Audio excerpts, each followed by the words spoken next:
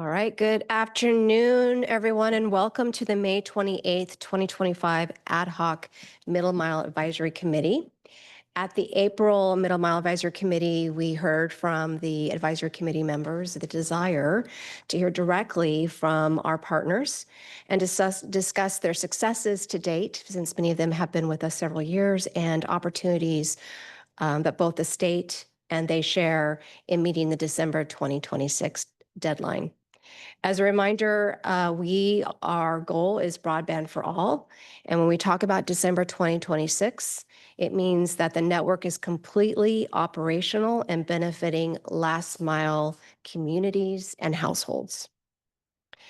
Today, you will hear a brief comment from our members, updates from California Department of Technology, Caltrans, followed by over about an hour and 15 minutes of dedicated to our MMBI partners. There are 7, both virtually and in the room.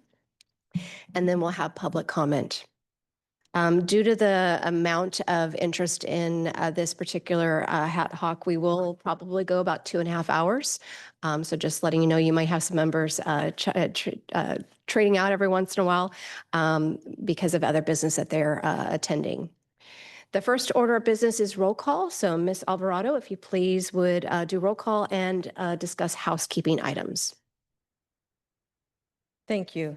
Housekeeping rules statement. Attendees, please note there is time allocated at the end of the meeting for public comment. Presenters, please cue Sam to advance your slides. Virtual presenters, please turn on your camera when called upon to present. And committee members, please use the raise your hand feature on Zoom to cue the chair to call on you to speak.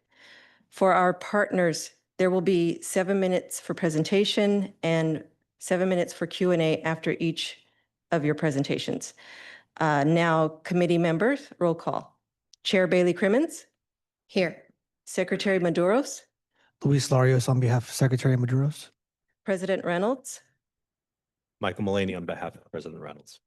Chief Deputy Director Peralt. Present. Director Tavares. Mike Keever, Acting Director, Caltrans. Senator Gonzalez. Senator Caballero. Assemblymember Berner. Assemblymember Aguiar Curry. Supervisor Alejo. Supervisor Starkey. I am here.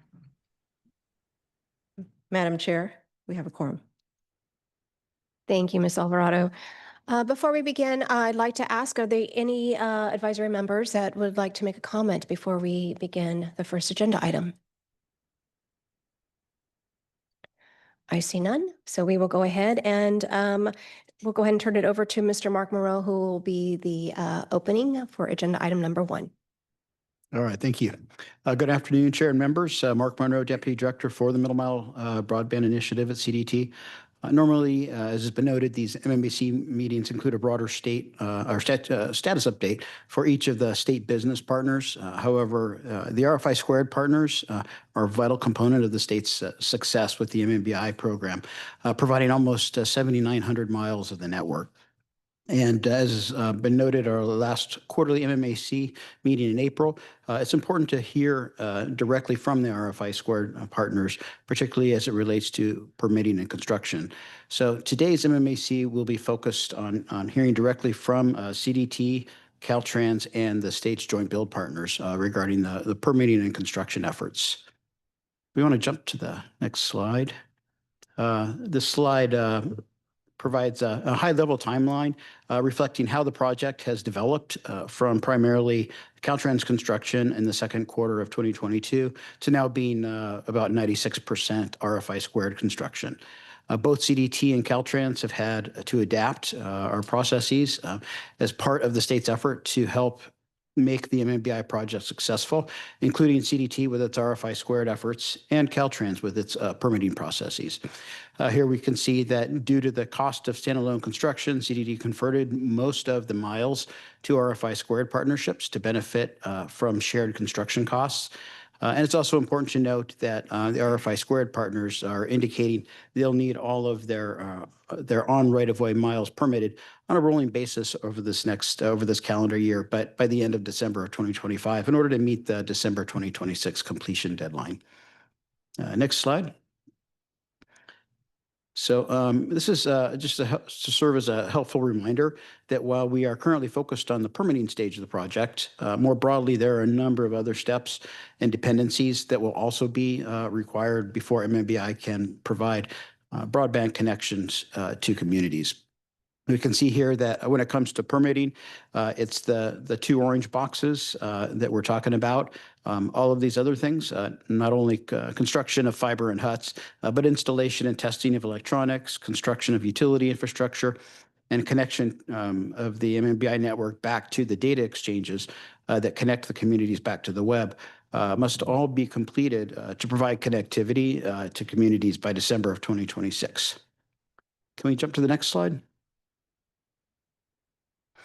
All right. Here we can get a quick high-level quarterly look at the cumulative number of permit miles submitted by partners, which are in Caltrans intake screening process, miles accepted into Caltrans functional review stage, or the miles issued by Caltrans. And Caltrans will be talking more about this in detail next. Here we can see that to date, partners have submitted encroachment permit applications for about 1,900 miles, of which 1,400 miles have passed to Caltrans functional review stage as having the correct complement of materials that Caltrans can now begin reviewing. Of those 1,400 miles, over 400 miles of encroachment permits have been issued by Caltrans. And again, Caltrans, I will be talking more about this later. If we can jump to the next slide. So this slide shows the progress on the almost 7,900 RFI Squared miles. The blue reflects the RFI Squared miles that are off Caltrans right away, and the orange reflects the RFI Squared miles that are on Caltrans right away. We can see that about 1,660 miles of Caltrans, 1,660 miles of off Caltrans right-of-way are still in design and permitting, and about 2,500 miles on Caltrans right-of-way are in this pre-construction stage. Next, we can see that the miles that have been permitted on and off Caltrans right-of-way. And then lastly, we can see that RFI Squared partners have completed installation of fiber and conduit on just over 1,200 miles off Caltrans right-of-way, and have completed installation on another 277 miles on Caltrans right-of-way. I'll also note that that striped section on the last orange bar, where we include purchased miles or miles that were permitted really before there was a formal MMBI. And that ends my update this morning. Thank you, Mr. Monroe. Are there any advisory members that have questions for Mr. Monroe? I'm going to ask one question. Mr. Monroe, there was a slide that you were saying that all of the different pieces, the Lego pieces, have to kind of come together for last mile communities. As we talk about iterative, maybe explain to the public and to the members, when would the network be viable? It's not like everything has to be in place in order for it to have households to have internet. So maybe just explaining that would be very helpful. Yeah, sure. When we look at the MMBI network, first of all, there's a component of it, a large component of it, which is really the backbone, and that's going to connect, that's going to serve as the framework for that network. We are, and that's what will connect back to the data centers in San Jose and Los Angeles. As we move forward, that's part of our focus, is to make sure that we have those connections. Obviously, if we can build a section, if it doesn't connect back to a data center, it doesn't do anything. And so we're really focused on making sure that as we build this out, we're doing so in a thoughtful way that provides connectivity. When we look at being able to light up sections of the network, we're still hoping for something in the July timeframe, July of 2026. We hope to have an operator on board then, and to be able to start connecting to FFA grant awardees as well as others. Thank you. Appreciate the answer. All right. I see no other questions from any other members, so we'll go ahead and go to agenda item number 2, which is Caltrans. We have Elias Karom and Janice Benton. Thank you. Good afternoon, Chair Bailey Crimmins, committee members, CDT partners, and others from the public. My name is Elias Karam. I am the Assistant Deputy Director over the Middle Mile Broadband Initiative for Caltrans, and I will be providing an update on the progress Caltrans has been making since we met for the last MMAC on April 18th. Next slide, please. Today, we will share our recent progress in issuing encroachment permits to support CDT with their partner builds. Caltrans heard from CDT partners, Caltrans heard CDT partners' concerns and modified its approach to allow for streamlining opportunities to satisfy environmental compliance and accelerate their path to construction. Next slide, please.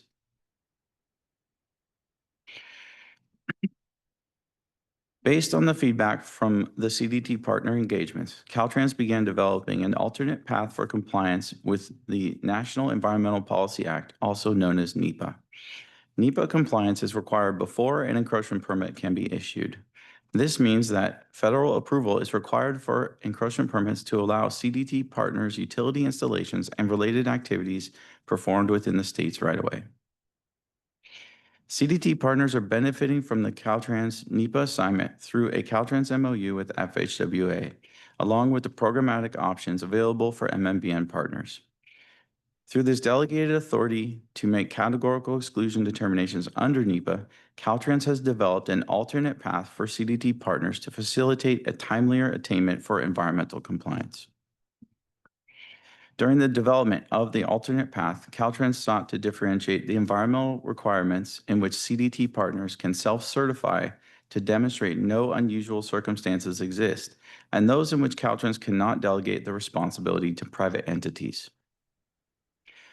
Responsibilities that cannot be delegated include those under Section 106 of the National Historic Preservation Act and Section 7 of the Federal Endangered Species Act. To determine whether a NEPA categorical exclusion is appropriate, CDT partners must provide Section 106 and Section 7 supporting technical documents for Caltrans review. Additionally, external consultations may be required with entities such as the State Historic Preservation Officer, also known as SHPO, the U.S. Fish and Wildlife Service, as well as Native American tribes. Caltrans remains committed to respecting the sovereignty of over 100 federally recognized tribes in California. As part of this delegated authority, Caltrans is required to take the lead on this coordination. Under the alternate path self-certification option, CDT partners confirmed that they have met compliance for all other disciplines outside of Section 106 and Section 7 by checking applicable boxes on the alternate path checklist without submitting separate technical documents or reports for Caltrans review. The alternate path option was introduced to CDT partners during an MMBI summit held on May 9th, and the strike team continues to hold weekly meetings to address any questions. Additionally, Caltrans districts continue to share any available technical studies, provided that the miles for their projects have been submitted through the Caltrans encroachment permit system. Moving forward, CDT partners have the option to follow the alternate path of self-certification or to utilize the typical practice of submitting copies of all required technical studies to Caltrans. Since its rollout, CDT partners have begun applying the alternate path, and Caltrans has since either issued or is expecting to issue 11 categorical exclusions within the coming week. The hope is that with the inception of the alternate path option, Caltrans will see an increase in encroachment permit issuances for CDT partners' construction builds. At this time, I would like to introduce my colleague, Janice Benton, to further discuss the status of CDT partner encroachment permits. All right, thank you, Mr. Crom. So good afternoon, Chair Bailey Crimmins, committee members, and others from the public. I am Janice Benton, and I am the Deputy Director for Maintenance and Operations at Caltrans. My programs include encroachment permits, which falls within our Division of Traffic Operations. I will be providing an update on the status of our encroachment permits today. Next slide, please. To begin, I would like to provide a high-level summary of encroachment permit applications Caltrans has received for the Middle Mile Broadband Network and their current status. As we have collaborated with CDT on the partner builds, CDT has indicated that they anticipate approximately 3,497 miles of the Middle Mile Broadband Network that'll be installed along the state highway right-of-way. Thus far, we have received a total of 1,921 miles of those applications. Of this amount, the applications for 480 miles are in the application intake step, which means the applicant has submitted the application and provided some supporting documents, and a Caltrans team member is doing an initial screening. And 1,006 miles are in the functional review with active coordination underway between Caltrans and the applicant. Encroachment permits have been issued for 429 miles, and for 6 miles, the work is complete and the encroachment permit has been closed. The numbers presented today are from our Caltrans encroachment permit system, also referred to as SEPS. By allowing both Caltrans and the applicant to track the status of the application, SEPS provides a critical layer of transparency with these applications. Next slide. Throughout this program, Caltrans has worked with CDT partners on encroachment permit applications to construct on the state highway right-of-way. This chart provides a 6-month view of the MMBN encroachment permits. As shown in the dark blue, Caltrans districts have issued encroachment permits for construction of 429 miles of the network. The light blue is where districts are actively engaging with applicants to review the submitted information. This data reflects the significant influx of applications beginning in February. These applications are at varying stages of progress as Caltrans is accepting all Middle Mile Broadband Network applications regardless of how complete they may be. This is unlike the standard encroachment permit process where all components are required to be included at the time of application submittal. For those 1,006 miles, the functional teams are reviewing the application package. If the documents are missing information or the information does not have enough details for the functional approval, the applicant is notified and the district will work with them until the information is provided. For these, Caltrans needs sufficient detail and information to ensure structural integrity of the state highway system infrastructure, such as culverts, bridge foundations, and pavement, as well as other assets that cross the state highway, such as railroads, utilities, and waterways. The yellow section at the base shows applications for 480 miles undergoing an initial screening. Next slide. This slide provides an update on the status of encroachment permits by CDT partner. The data for the application intake screening, application functional review, and the issued permits is from the Caltrans encroachment permit system, or SEPS. For the other information, the newly signed and pre-submission groups, CDT has provided what we might expect in the coming months. The status update is a sign of progress being made as well as the work ahead of us. For the Middle Mile Broadband Network, Caltrans has created different pre-construction paths through which the CDT partners can obtain the encroachment permit. This is part of our ongoing effort to identify options for applicants to help reduce the timeline for them to get to construction. As indicated in the encroachment permit data shared by Mr. Monroe earlier, prior to February 2025, the Caltrans district teams reviewed the applications and accompanying materials submitted by the CDT partners and issued the encroachment permits through our standard encroachment permit process. Over time, CDT's approach evolved to increasingly leverage the partner builds. Given these network segments had previously been part of our Caltrans build, we understood the size and complexity of these projects, and to better support and manage the evolving workload, we recommended utilizing the Quality Management Assurance Process, otherwise known as QMAP. QMAP is designated to advance complex projects through direct collaboration with the district team members. Working through QMAP, we heard the applicant's concerns and made modifications, such as we identified broadband as a utility, which reduced some of the barriers, and we removed the project agreement requirement while retaining the essential partnership and coordination aspect of QMAP. Encroachment permits are being delivered through all of these paths, and it is up to the partner's discretion to leverage these options. Some of the CDT partners continued through the QMAP process. Some are utilizing the hybrid approach whereby they submit an incomplete application and the Caltrans district supports them as they work through the process. And some partners are also choosing to utilize the alternate path for NEPA, what Mr. Karam outlined earlier. It is through coordination that we can best assist the CDT partners. Caltrans may be able to help the CDT partners identify where they might need to focus their efforts, which is one of the key reasons we have shifted to accept all applications, whether or not the application is complete. And as our district team members, teams identify something that needs help, we are working with the applicants to understand what is needed. Our Caltrans district teams have decades of knowledge and expertise in the locations where the applicants want to work. Our district staff know these areas, know the state highway system in these areas, and they know the stakeholders in these areas. They can guide the applicants through the process quickly and effectively. Caltrans did consider a more centralized approach. However, we would have still needed confirmation on the project details by the district teams to be able to issue an encroachment permit. We all share the desire to move these projects into construction, and the successful advancement of these projects relies on collaborative efforts with each of us fulfilling our responsibilities. Next slide, please.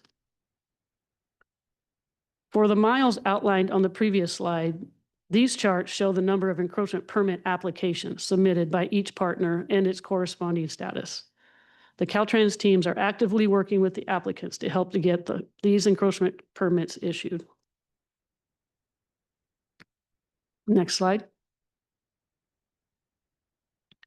Caltrans is prioritizing every middle mile broadband network encroachment permit application that comes in, and the district team begins screening the application and informing the applicant of any additional information needed to begin the functional review. One-on-one concierge treatment continues with every applicant. As I mentioned earlier, we modified our traditional encroachment permit process by accepting all applications regardless of completeness. This step offers early coordination between the CDT partner and the Caltrans district staff who have firsthand knowledge of their routes and any stakeholders that may need to be contacted and consulted with before construction can begin. We continually work to enhance our internal and external coordination as we incorporate best practices to successfully meet the middle mile broadband network goals. This includes standing up multiple lines of communication, including a dedicated email address for all to use, and a strike team of subject matter experts to answer questions from the network partners and the Caltrans district staff. The headquarters encroachment permit program has weekly meetings with each district to not only track progress, but also to share lessons learned and support consistent implementation of requirements and changes as we continue to adapt our process. Within the districts, the team members have the support of their executive teams up to their district directors, and in headquarters, they have the support of each division, the MMBN team, as well as myself, the chief engineer, and our director. And as I mentioned earlier, we have created multiple paths for CDT partners to complete the needed pre-construction work. In addition to the alternate path to NEPA, Caltrans is exercising its discretion and not requiring CDT partners to demonstrate they have obtained all necessary permits, approvals, and concurrences from other agencies prior to issuing the Caltrans encroachment permit. To expedite the issuance of these encroachment permits, Caltrans is not asking the CDT partners to provide other agency permits prior to issuing our permit to them. This is outlined in the encroachment permit special provision. So in closing, we acknowledge the frustration felt by CDT partners and our district teams as we have pivoted to provide multiple avenues for securing encroachment permits for the middle mile broadband network. We have made many adjustments, learned from some of those adjustments, and continue to adapt to support successful completion of the state's middle mile broadband network. Thank you. Thank you, Ms. Benton and Mr. Karam for the Caltrans update. That was and thank you again for your partnership and adjusting. No one size fits all for any partner, so thank you for being very flexible. I would also like to recognize Assemblymember Berner. Thank you very much. We'll just note that, and then I'd like to open up to any advisory members that have questions for Caltrans. Yes, Assemblymember Burner. Yes, thank you so much for that presentation. I have a couple of questions, and I guess the first one, I first want to say I apologize for my Senate colleagues. They apparently have session today. And so they cannot attend the Middle Mile Committee. But they did say that I was allowed to say, Ana Caballero said I'm allowed to say she agrees with me in whatever I say. So thank you, Ana, for your trust in this matter. But first thing I want to understand is the impact on timeline. Because at the end of the day, we have to build this. We do have a timeline. So what is the impact? You know, it looks like I have several other questions about the process slides that we have.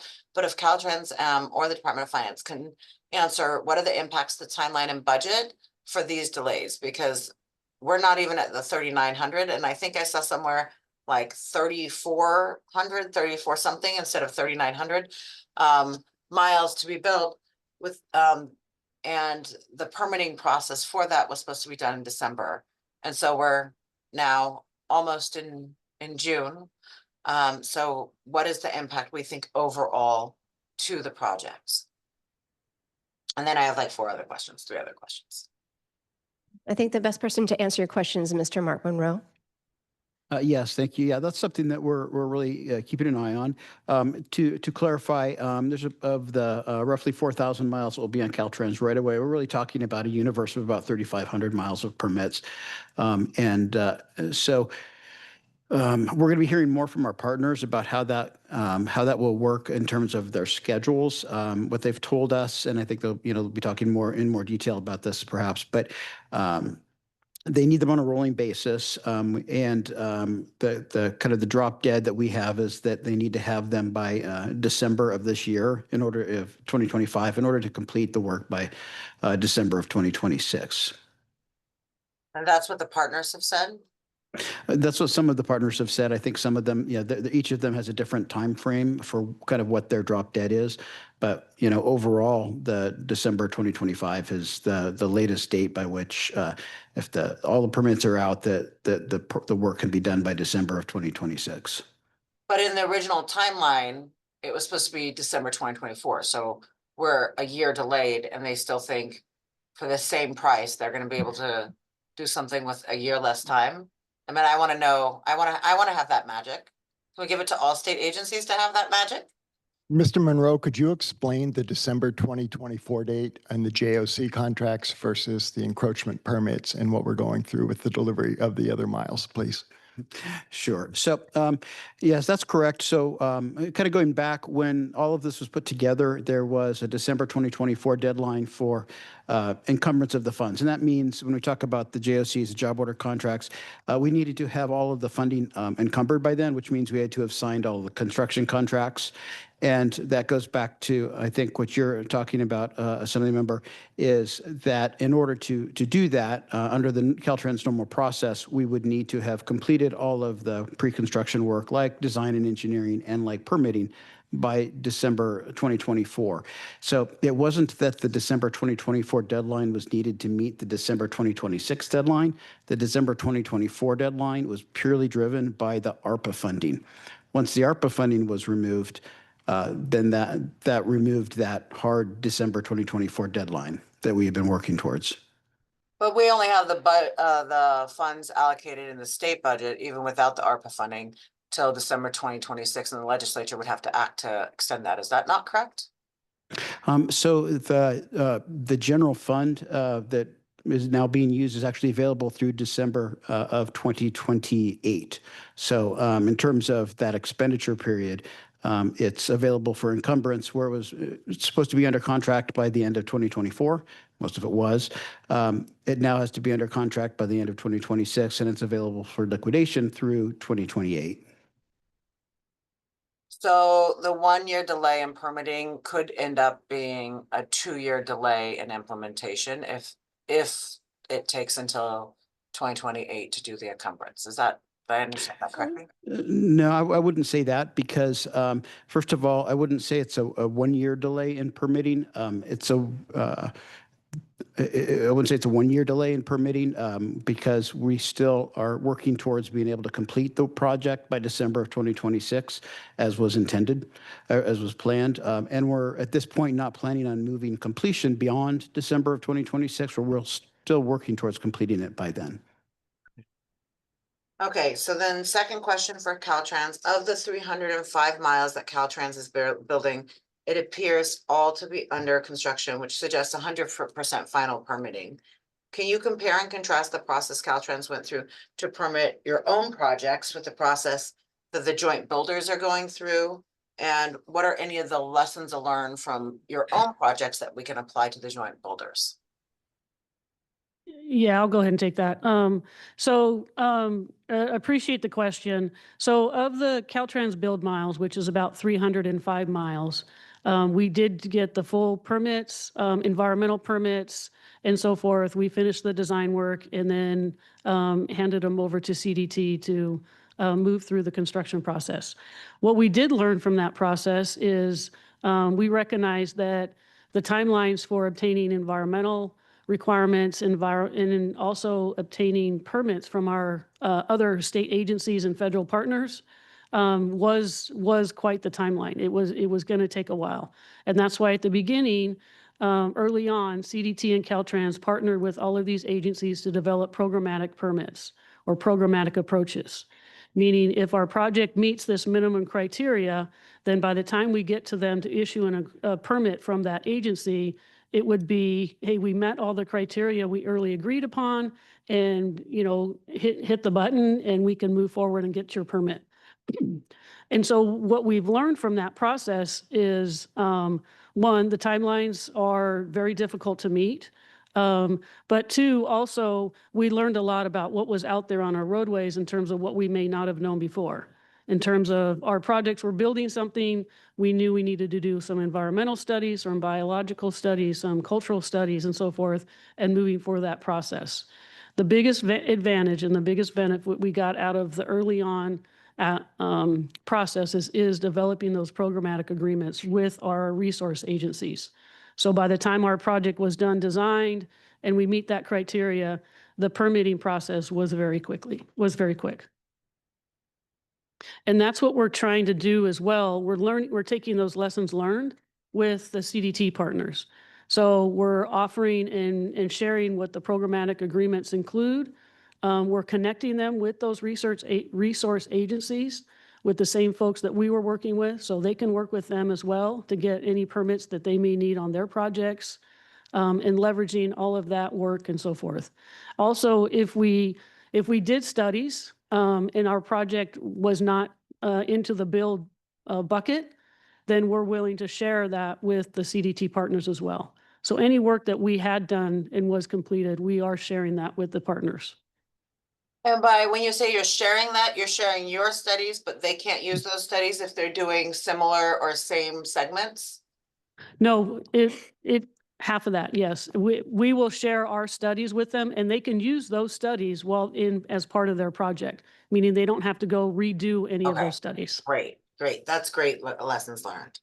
And then up until February 2025, Caltrans asserted that some of the joint builders were not telephone utilities, which Caltrans had to backtrack on. Why are you confident that you're correct on the applicability of NEPA to this project? And some of the joint builders are suggesting it doesn't apply because this is not a federally funded highway project. So can you comment to that whole range of issues that we're hearing about? Yes. So regarding the NEPA, in April of 2021, we received a memo from our federal highways partners regarding broadband and other similar type installations that are non-transportation related. Because issuing that encroachment permit is a federal action, that's what triggers the federal action, and that's what triggers the NEPA requirement.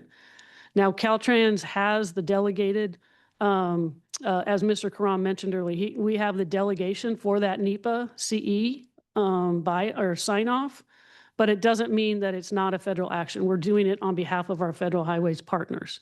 So it is a federal action when we issue an encroachment permit. And again, this was noted in the April 2021 Federal Highways memo to Caltrans. Okay. And my last question, then I'll let everybody else take over with all their questions. What are the major accomplishments of the strike team and what have you guys learned about the internal delays at Caltrans? Are there any themes or takeaways that are being applied across the organization because of the learnings that we have from this project?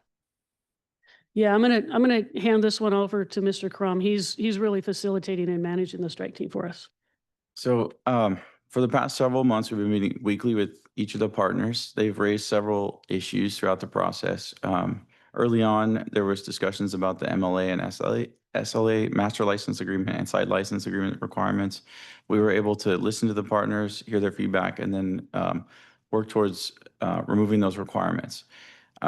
Each of the partners has had different concerns and different issues as they develop their projects. And we've worked through their project-specific constraints to help them resolve them and also build those lessons learned and share those lessons learned across the districts with each of the districts. Let's see. I don't want to add anything else. Sorry.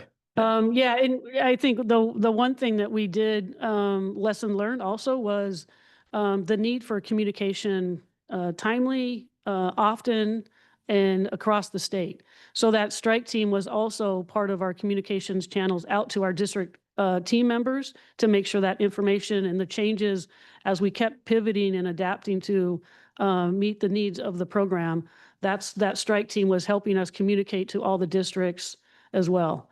And so that became like a point of contact for, hey, what about this? How do I handle this? Just another effort to try and ensure consistency across all of the districts. Okay, thank you. I appreciate those answers. It'll be interesting to hear what the joint builders have to say. Thank you.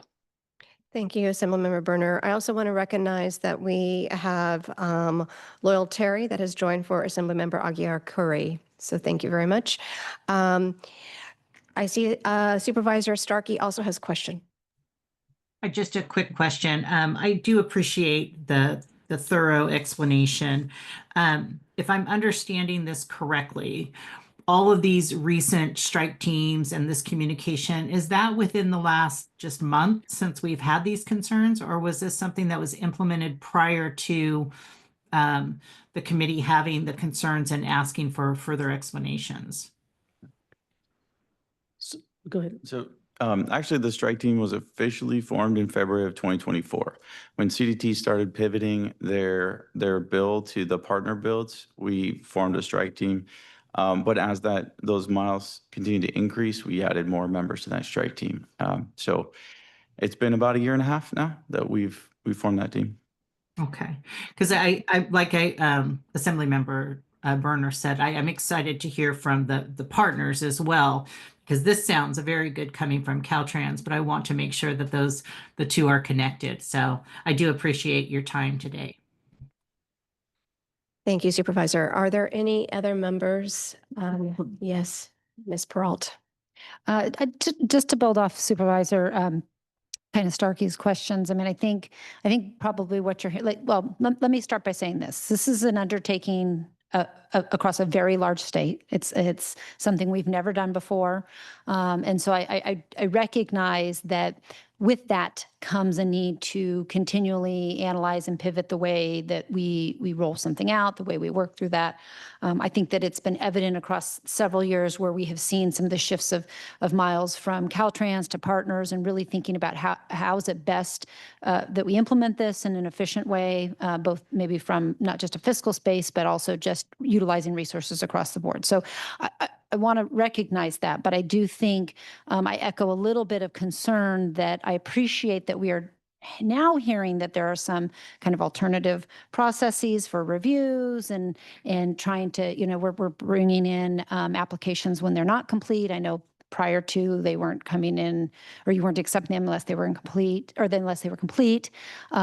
It just feels a little late is I think what you're hearing. It feels a little bit like we are coming up against we have 1.5 years to that deadline. So maybe you can talk a little bit about, now that we've put in some alternatives, now that we have tried to streamline some of these pieces, are we really going to make that 2026 deadline? because it feels like there's still a lot of applications and permits out there. And then secondarily, is that partially, I mean, we're seeing a huge balloon, it seems like, of permit applications coming in and being, reviewed now. Is that because Caltrans was kind of waiting? I mean, partners hadn't submitted them. Like we've seen a bubble, basically. Is that what we're experiencing right now, or are we seeing the increase because we've changed processes? So if you can talk a little bit about that, and then I think ultimately, and maybe we'll get there with the partners, but I think if you can talk about how have we played this out to know that by December 2026 we're going to get there? Whether that is getting all permits done by 2025 or otherwise. I think, if you can talk a little bit more about that, I'd appreciate it. Yeah, so thank you for the question. So just regarding, will we meet the deadline? Our goal is to meet the deadline. That's the goal of all of us sitting here, including CDT and our other partners. What I will say is and you can see through the data that we put in front of you, there was an influx of applications, mainly because we made the decision of we're not going to wait for the application to be complete. We'll start that process now. Because the advantage of that is now we're talking with them, we're communicating with them, we're helping them and guide them through that completeness process instead of just saying, nope, sorry, you're done, you're not done, you're not done. So it's really changing that mindset and that approach on how we're partnering with the applicants to get this through the process. Now, as the applicants come in, they have questions for us. They also, we do appreciate the questions they're bringing in, or they're challenging us on some of these requirements, because we're not just, saying, nope, that's the way it is. We actually are going in, we're assessing our requirements, we're assessing the laws, the federal requirements, and whatever other requirement that comes into play. And if we do have flexibility in that, or if we can find a path that we take a risk assessment, and if we find that path where, okay, we can, let's go ahead and try this and see what happens, or we're willing to accept the risk of not requiring this piece or letting up a little bit on that requirement. That's the advantage of the conversations we're having with with the partners, and challenging them and challenging us in how we do this. We do this on a daily basis on our projects. We deliver thousands of projects. We know how to deliver projects. We know the process it takes. We know the steps. We know who to coordinate with. We know who to talk to. We know what stakeholders and partners are gonna come into play when we want to go out and do a project. So we're trying to share that knowledge and that experience with the partners, at the same time trying to find where are those flexibilities, where can we either adjust or make adjustments, or make different requirements for those.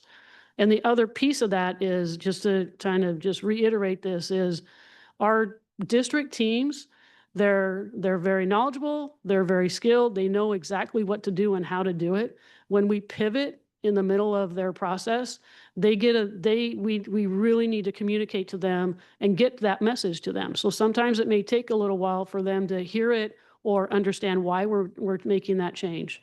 So there's a little bit of that piece of it. So that bubble was, we accepted all applications, and now we're like, okay, now we've got to work on all these applications.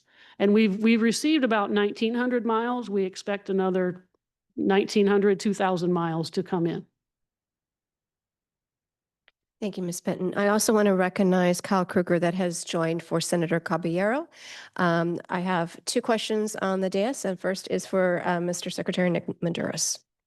Thank you so much. So I'm heartened to hear the progress that's been made since the last Middle Mile Advisory Committee meeting in terms of the process and the service and the work with the partners and the applications filed. Question for you: the miles approved is still, short.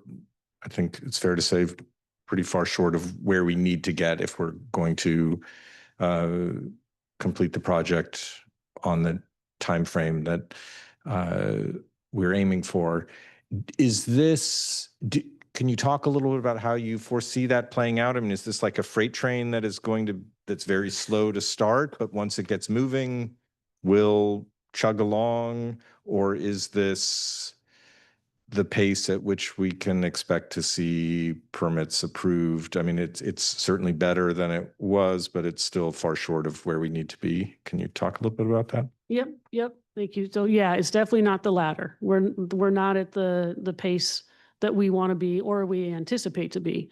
So I think once we get a few of these permits, the bigger permits through, we're all going to learn what was needed, what was required, and how we got there. So that's going to be one thing. We're going to, between Caltrans and the CDT partners, we're going to know, okay, this is what approval looks like, and this is what's needed.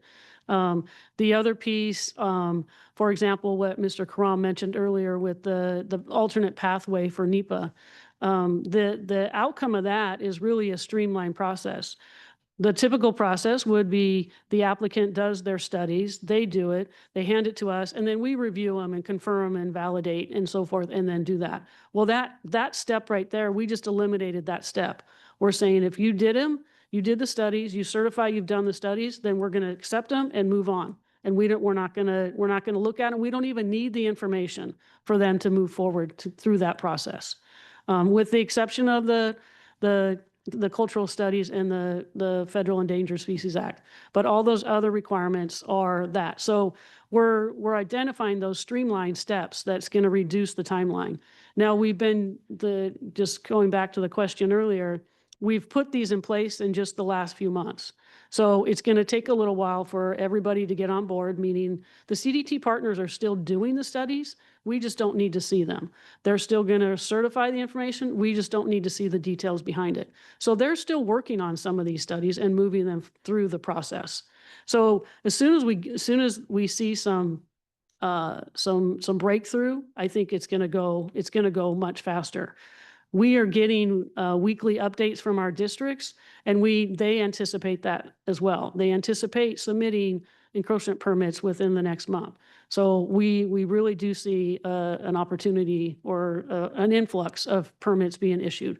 It's not going to be at the pace that we're at now. Can I just ask one following question? Have you talked to your counterparts in other states or investigated what other states are doing?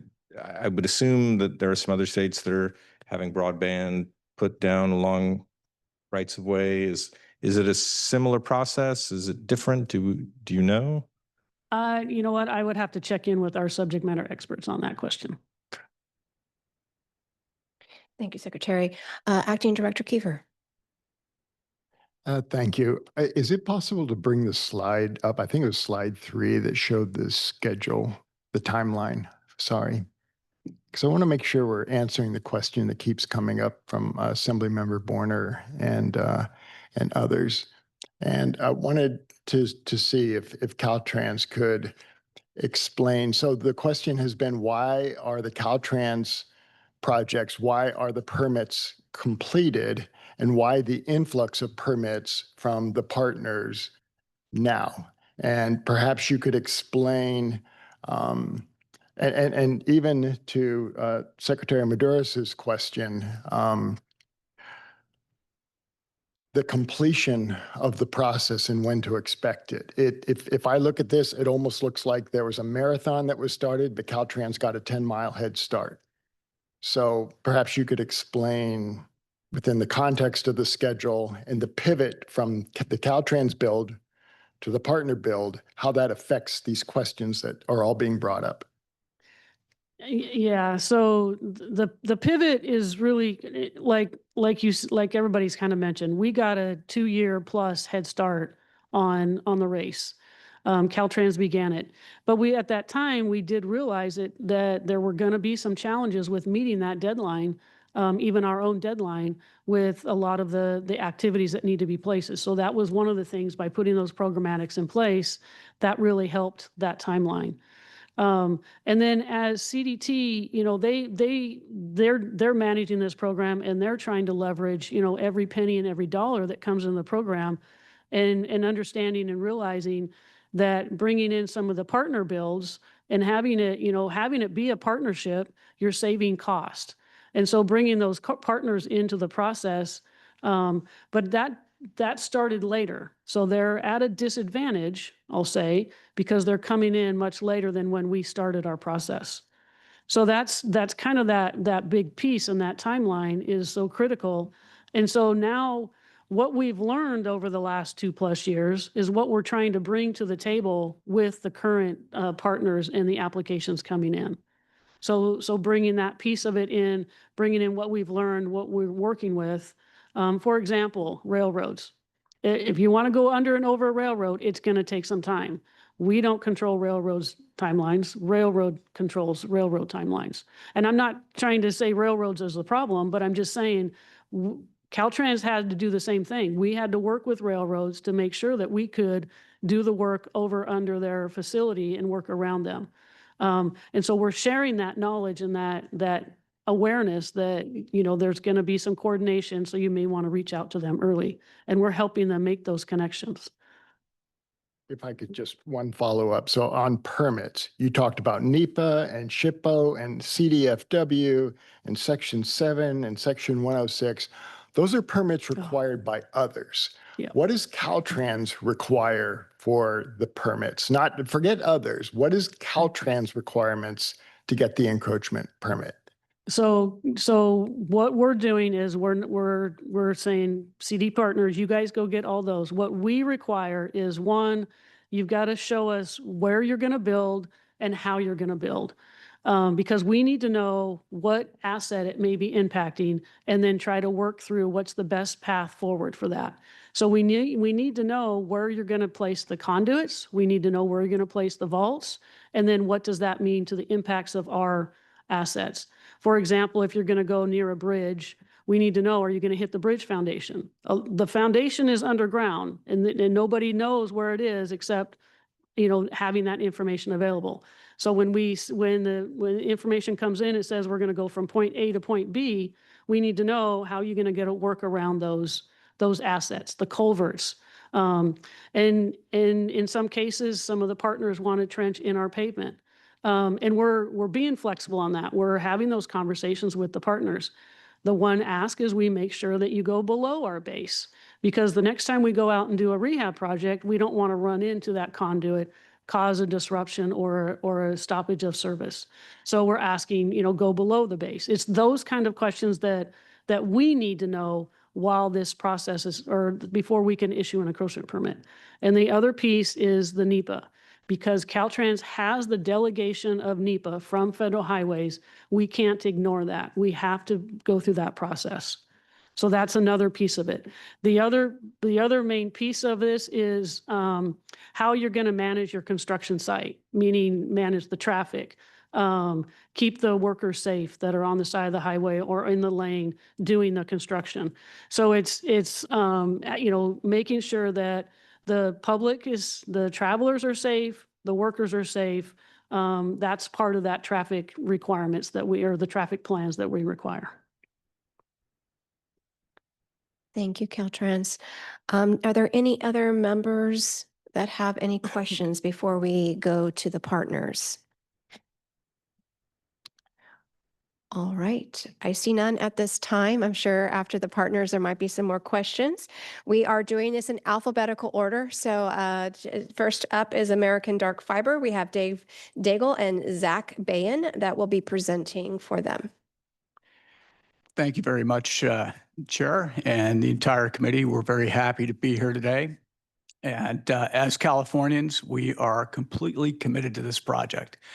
We share the values behind it. We want to see broadband for all. And as a developer of dark fiber networks, this particular project is extremely well suited to what we do. With that said, let me tell you a little bit about who we are. Could you tee up the next slide, please? There you go. American Dark Fiber is what is known as a CLEC, a competitive local exchange carrier. We are registered at the FCC. We are licensed by the CPUC here in the state of California. We have a certificate of public convenience and a utility number, which is U7342C. What that means is we have a full facilities right to develop telecommunications infrastructure in the public right of way.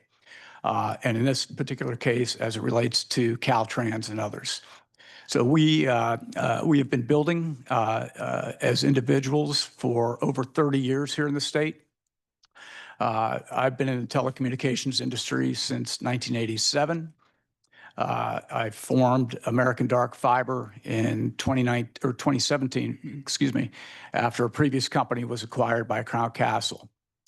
We received that CLEC license in 2019, did some building in Southern California. We're based in Los Angeles. And we've been building ever since. We were introduced to the MMBI project about 2.5 years ago. We submitted a bid through the RFI 2 process, and we were awarded an initial phase last August. That phase was approximately 400 miles. My colleague, Zach, will get into some of those details. More recently, in April of this year, we were awarded a second phase of development, also a significant amount of miles, nearly 500 miles in this particular case. And what I'm really trying to say is we've been doing this for a long time. Our contractor is a California-based entity out of Corona, California, a firm by the name of HP Communications. They were founded in 1998. They've been developing on behalf of entities like ourselves and maybe several others that are here in the audience today or about to tell you their experiences with the MMBI. So we are a group, we're a team. We're a team with the CDT, with the state of California, with our contractors and our own enterprise. And our mission is no different. We have to build a network. And in doing that, the longest pole in the tent is the permit cycle. I heard a mention about the concern about the timeline by 2026. If we had our permits by September of this year, no problem. That's no problem. Our experience in building in the right-of-way, in urban zones, in suburban zones, and in rural zones affords us the experience to know what needs to be done. And we've worked for years in processing permits with Caltrans. So we have a lot of experience with them too. Would you hit the next slide, please? As far as our projects go, I'll have Zach give you some of the minutiae associated with it. And Zach is our VP of Operations. Zach, you may want to introduce yourself. Yep, thanks, Dave. Zach Bain, VP of Ops. So I'll go over some of the details of what we have going on here. So for the project overview, as you can see, we have approximately 900 miles from the routes that Dave mentioned contracted back in August is about 400 miles shown in blue in the maps below. So as you can see, we're kind of spread out and chopped up throughout the state from north to south, east to west. For the routes shown in red below, awarded in April of this year, it's about 500 miles. Next slide, please. So we, again, break it down into two different phases. So for the routes contracted last year in August, about 400 miles, 95 miles of that is excavation within the Caltrans right-of-way. 154 miles of that is traffic control within the Caltrans right-of-way, which includes the 95 miles above. There's about 305 miles that is not excavation in Caltrans right-of-way. So within the RFI Square process, we got creative in our designs. We're using existing aerial pole infrastructure, city county roads, and existing conduit wherever possible. We have about 117 miles of that is construction complete of the 400 miles. So we're about 30% construction complete on the initial award. 86 miles of that is fiber placed, which is about 27 or so percent. There's 131 miles with permits. That equates to about 269 permits that we've received, and that's everything. That's Caltrans, that's aerial pole attachment permits, that's city permits, lease conduit permits, that sort of thing. We broke ground back in August and continues to today. We just have 2 of our routes currently that have not yet broken ground, waiting on permits to start construction on those. The next slide, the next bullet there, 269 miles awaiting permits. That's actually a typo. It should be 213 miles. Sorry about that. And for this phase or this bucket, we would need the permits by September 15th to meet the construction deadline of end of 2026, and we feel confident about that. For the next phase, the April award of this year, that's approximately 500 miles, as we mentioned. These routes are currently being designed and finalized from a low-level design, from a high-level design to a low-level design. But the preliminary estimates are approximately 130 miles will be excavation in Caltrans right-of-way, and another 195 miles will be needed for traffic control in Caltrans right-of-way. Due to the routes just being contracted last month, nothing has started construction yet, or obviously fiber placed for this bucket. And we think for this bucket, if we can get permits by, at the latest, February of 2026, we can meet the construction deadline. Next slide, please. So what has made us successful? Dave, do you want to take this one? Sure. Well, first and foremost, the fact that the MMBI initiative was for dark fiber, we qualify. And, in discussing the program with the CDT, we found them to be a completely engaging agency. They explained what their mission was, how they wanted to accomplish it, and they were very learned and professional about explaining that to us because we were new to the state in terms of working with the agency in this manner. So from that perspective, we were very much, quite frankly, surprised. It was a very efficient set of discussions. We got down to brass tacks and developing routes and costs and things like that. And we made it through the first round. That open communication was tremendous, and it's continued on ever since. We've bumped up into issues and circumstances, some of which are related to the Caltrans process that we're here today to talk about, where they've been very helpful to us. So we applaud the CDT and the state in allowing us to participate and to be engaged with a group that's really committed to making this happen. And I'd put Caltrans in that category too, because although we are completely frustrated, and I don't want to make any mince words, we were very, very frustrated. We were awarded contracts in late August of last year, and through February of this year, we got zero built, basically, along Caltrans right-of-way. And it was the permit process got hung up. Prior to the MMBI, we had submitted for and received permits from Caltrans on a regular basis. The typical turnaround on those permits was about 30 days. It was beautiful. And that was the exact process we anticipated when we were given the award. When we got into actually trying to implement that and submitting permits, and we found out that we needed all these different agreements, a two-party agreement, a three-party agreement, an MLA, as a CLEC who has a certificate of public convenience, we were asking, what is this? Why do we need it? We never needed it before. And so that was then. We're today. I heard a lot of good things, and I think we're well past that problem. But that was some of the inertia we had to overcome. So here we are today. The CDT has been great with us. If we can go to the next slide, I think that'll be really helpful. Because this dovetails into what do we need to be successful. We know we can construct. We've got the right contractors and subcontractors working for us. We've been engaged in this industry, myself, for over 35 years. So we know we can do it.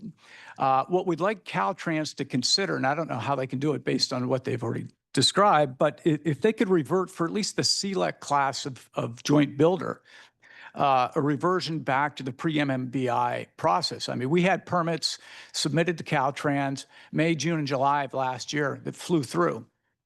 Some of those were attached to the MMBI process, and they got stopped. They were rescinded because it was MMBI.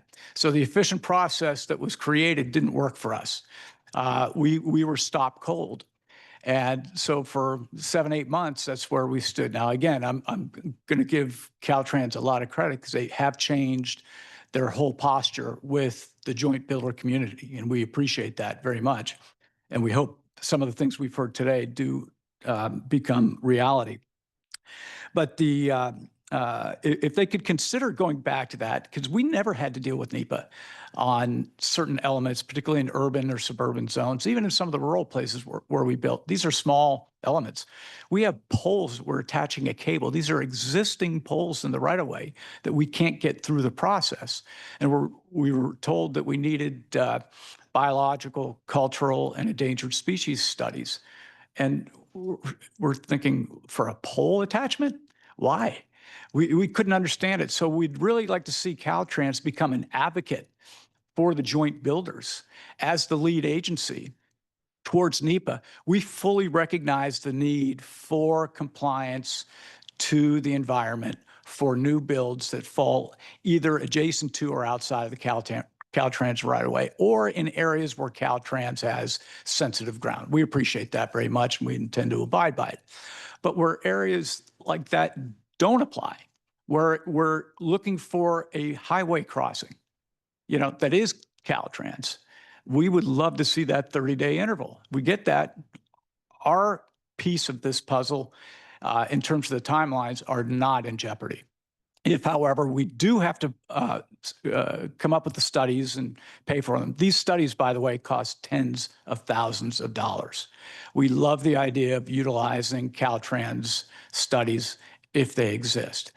The challenge is, in areas where they shouldn't even apply, why do we need them? So we'd love for Caltrans to consider that aspect. I think I'm taking up too much air, and I'll leave it alone. Zach, did you want to add anything to that? No, but we can move on to the next slide. So yeah, there we go. Other pertinent info slides. So as we mentioned, we've received numerous permits for the MMBI from Caltrans with no NEPA requirements prior to them finding out that they were for the Middle Mile project. Again, in our 30 years of experience building in California, we have never had to perform these studies for Caltrans related to NEPA until this year. As David mentioned, there were months of delays during the Caltrans QMAP process due to newly added MMBI processes, which included those MLAs, SLAs, and two-party agreements, which were ultimately rescinded, as well as moving to the new permitting system called SEPS. So there was a transition period there that took some time. And below there are 12 examples of permits that were issued by Caltrans for the MMBI before they realized that they were for the MMBI. So we went at risk and started submitting applications early before the announcement came out that we were part of the Middle Mile project. Here's a list of 12. As you can see, many of these were submitted in July and August, and they flew through and we got permits. Some were traffic control, some were underground. Those permits, the average timeline was 28 days. The longest of which was 95 days. That was for a bore under the I-10 freeway, which didn't require any sort of NEPA documentation from us. For the permits that we've received via the new process, we see, and that's the SEPS process, we've seen an average of about 57 days to receive those permits. And for the applications we've submitted but have not yet received permits with Caltrans, we are averaging 120 days and counting. So that kind of summarizes, I think, our presentation and kind of what we're dealing with now versus what we were dealing with prior to the MMBI. Yeah, I'd like to add just one thing. Thank you, Zach. This is not necessarily a Caltrans problem or a joint builder problem or a state of California problem, but the other element here that's really challenging for us is the federal permitting process through BLM and others. And we would love to see, as a joint builder, a cooperative team. You created a hit team or a strike team, I think is what I heard it called with Caltrans. We need a similar type thing for the state to embrace in dealing with the feds. Yeah, we've heard a lot of great things coming out of Washington about streamlining permits and things like that, but we're still being told it's going to take 270 days minimally to get a BLM permit. That's a problem too. And that's outside of the purview of this committee. I realize that, but I'm going to mention it because it could be helpful for us to all join forces in that regard. Thank you, Mr. Daigle and Mr. Bayan. I really appreciate your presentation. I would like to open it up to any members that have questions. First up is Supervisor Starkey. Thank you. And this question is going to be more toward Caltrans to ask why the MMBI process for this particular project now is taking longer than 30 days when previously it took less than 30 days? Is there a reason once it had the MMBI title on it that things shifted? Yeah, we're looking into that right now with this information that's been shared. One thing is, I will say, if you look at some of those permits, they're really short little pieces and segments. So it looks like they're going over and under our highway.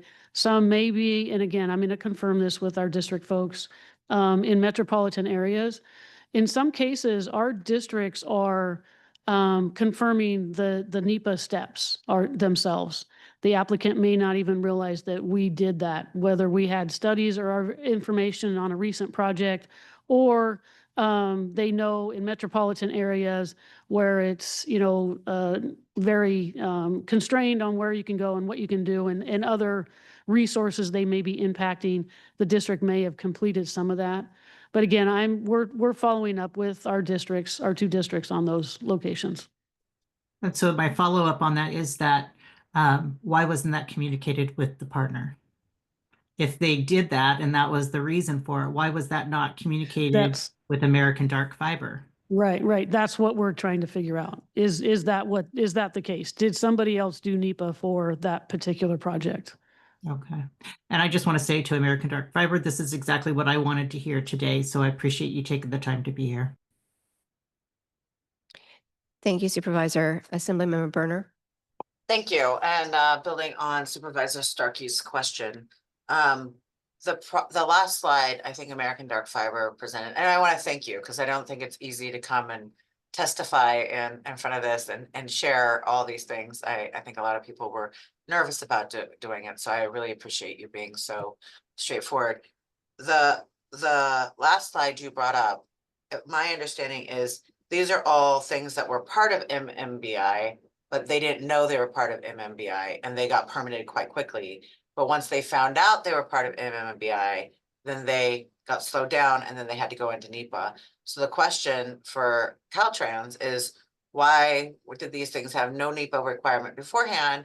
But once they found out, oh no, this is part of MMBI, there's NEPA, when clearly 156, which I voted for, was intended to streamline what we could. So it doesn't make sense that like there was no NEPA and then wait, MMBI, there's NEPA. That doesn't make any sense. So if you could clarify that, that would be helpful, because the purpose of 156 was to get the state out of the way, and suddenly the feds are in the way, and that doesn't make any sense to anybody. I think Ana Caballero would nod. I think maybe Cecilia Aguirre Curry is somewhere here. Maybe she would nod, and Supervisor Starkey's nodding. So I think if you could answer that question for us and not say you're looking into it, but saying, how could this possibly be the case? Because that makes no sense to us.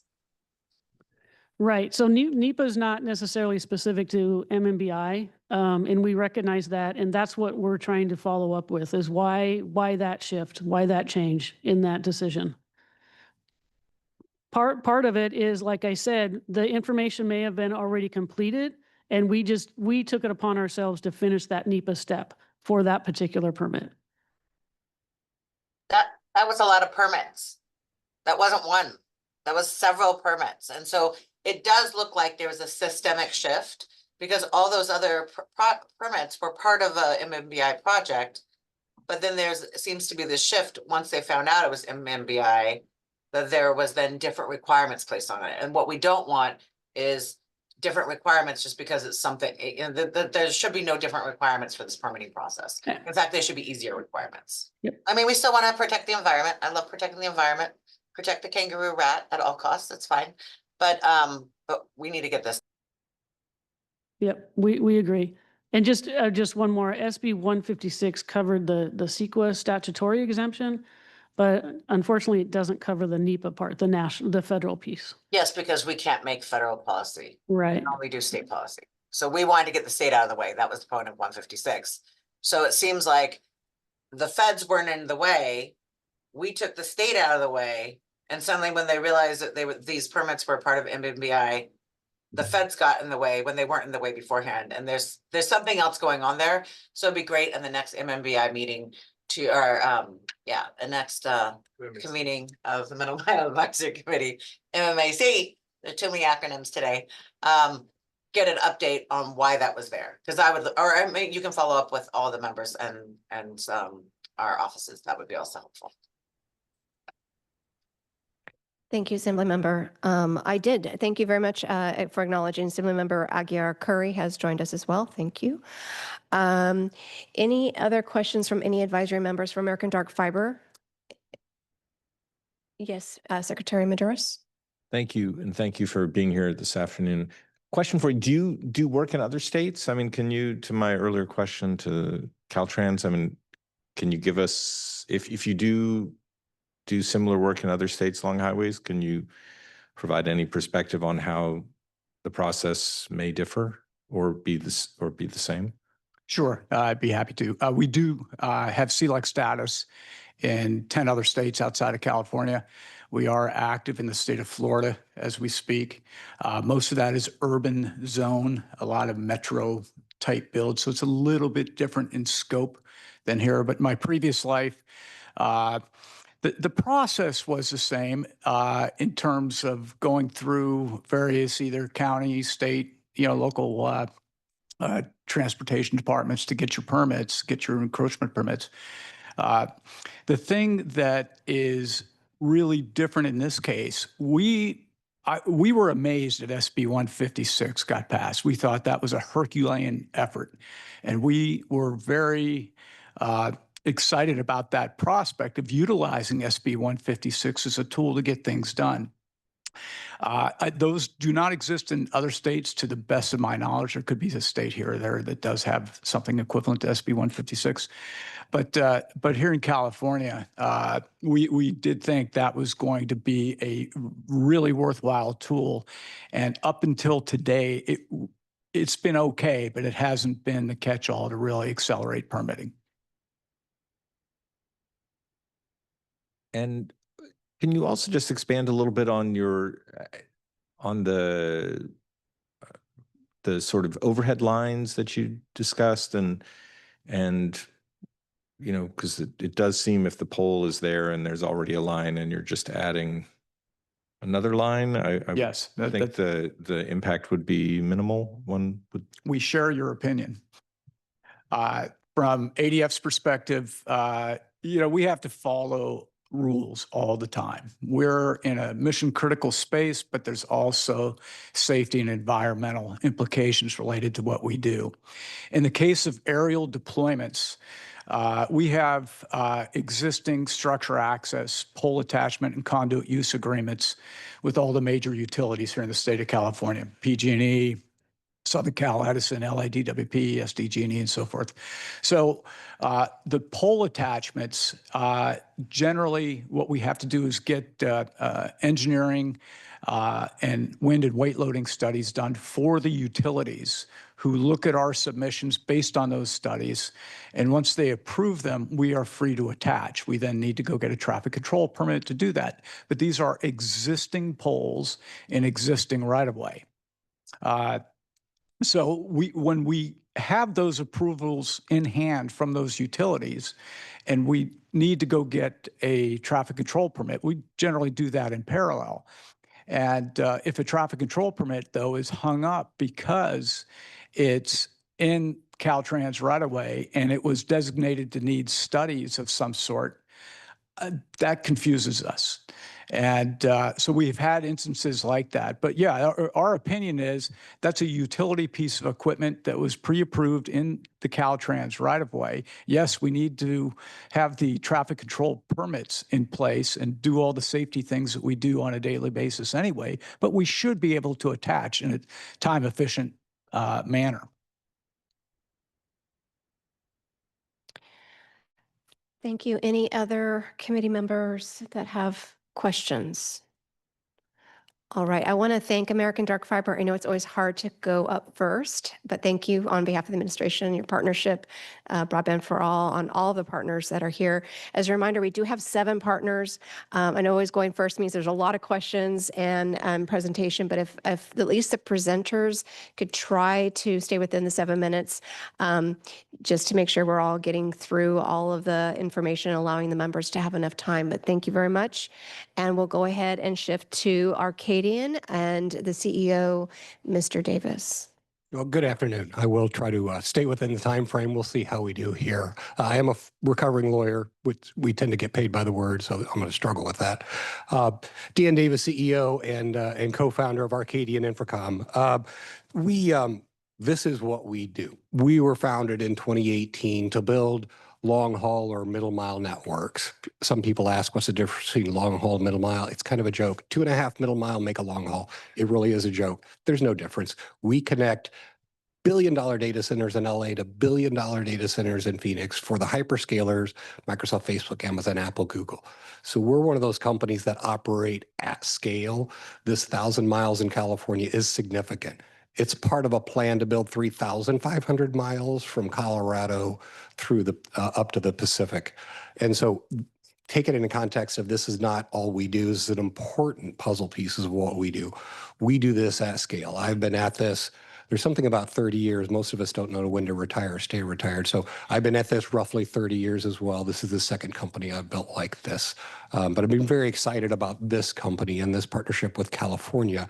What's interesting here is we've got an interesting crossover between private incentives and public incentives. In the public side, you're trying to reach a public policy outcome, which is improve broadband. I'm trying to connect LA to Phoenix, which is 500 miles away, and spend $400 or $500 million doing it. How do these things meet? Just to give you some context. So we have to build through. I grew up in the middle of nowhere, Illinois. It's Pleasant Plains, Illinois. I always give them a plug. Less than 700 people. Because I have to get from LA to Phoenix and everything in between, I build through the middle of nowhere. And then we put these taps into the system to allow small markets to get on the global backbone, because what I do is literally build the global backbone. My 12-year-old now understands what I do. When I tell him I build the internet, for those of you who have 12-year-olds, screens and internet is everything to them. But that's literally what we do. We dig ditches and we put this stuff on the ground and it becomes a global backbone. So when we kind of ran into this program, really in the beginning of 2022 between GSN, it was a perfect fit for us to some extent. Not all 10,000 miles made sense for us. We took that 8,000 miles, put it on top of what we had already planned, and there was about 1,000 miles of common interest, and that's how we formed this partnership. If you could kind of move forward one slide for everyone. So what you see here on the map is you see in yellow what is part of this 1,000-mile program. There's also some other lines on the map. Again, it's about 3,500 miles in total. For example, we go LA to Phoenix. You're only interested in the California portions, so we contracted with the state for that. We're investing several $100 million on top of what the state's investing to get this end to end. So we've got a really nice confluence of public and private interests. Could you move forward one slide, please? So this is a little bit of history. As I said, beginning of 2022, we engaged with GSN. We were introduced to, in the fall of 22, CDT. We began those discussions, and by February 2023, we did our first deal for about 300 miles. We grew that in the fall of 23 to a total of 1,000, which is where we are now. We grew the infrastructure of the company now to scale up to everything we're doing. We knew permitting was going to take a long time.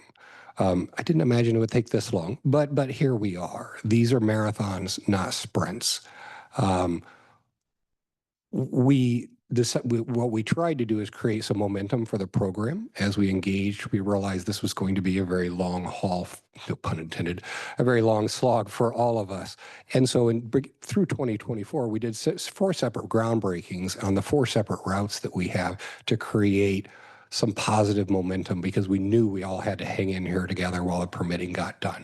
And that was really as much for our public partners here as us to just keep some energy. Let's get something done.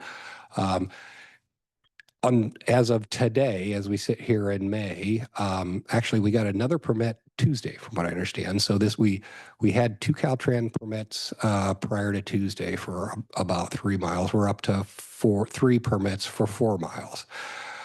We'll get into a little later of how we think kind of this, our hope or a tsunami of permits and miles comes. But this tends to be how it is. It's a long wind up to a pitch. At this point, all we know, we're in the wind up phase. we'll see kind of how fast they come out at this point. For context, out of that 1,000 miles we're building, and we've got about 1,000 miles border to border in the California right away. About 90% of that is Caltrans, but there's another 10% that is non-Caltrans. And my colleagues kind of covered that same thing. Just to give you a sense, we have Caltrans as one permitting agency. We have 7 federal permitting agencies on top of that, and I would agree those will be the longest. Those are 18 to 30 months to get. And then we have 50 more state, county, municipal, other state agencies. So it's Caltrans, 7 federal agencies, and 50 other local up to county and state agencies. I just want like everybody to understand. And this is, it's like a puzzle. Each one of these 57 pieces is necessary to complete the puzzle. Without one, the puzzle's not done. With every 500-mile route, if you have one foot that doesn't connect between LA and Phoenix, LA doesn't connect to Phoenix. Every single one of these is a critical path. So I want to provide some context there beyond just Caltrans, that the complexity that the joint builders are undertaking is fairly enormous. We all did this, sometimes rationally, sometimes irrationally, but we all undertook this, kind of eyes wide open. I provide on here a map. As I said, this 1,000 miles is a part of about another 1,450 that reaches into Arizona. It basically reaches to Phoenix, Las Vegas, and Reno, because that's where those big data centers are. So I remember being on the stage with Director Bailey Crimmins and explaining, why did you build to Willits? Why are you going to Arcata of all places? This is a good context because that's where major subsea cable landing stations go. So there will be traffic running through Willits, California, that goes to Malaysia and Hong Kong, all over Southeast Asia. And all this will happen invisibly under your feet. I give you that example to explain this. What we are doing is part of a much bigger project. We are here. This is a marathon, not a sprint. Our relationship with you, our state partners, is not until we get done. We're going to operate for this next 40 or 60 years. And we walk into this partnership with that in mind, that let's treat each other, let's be patient as we can. Do we throw rocks at each other every once in a while to get each other's attention? Sure.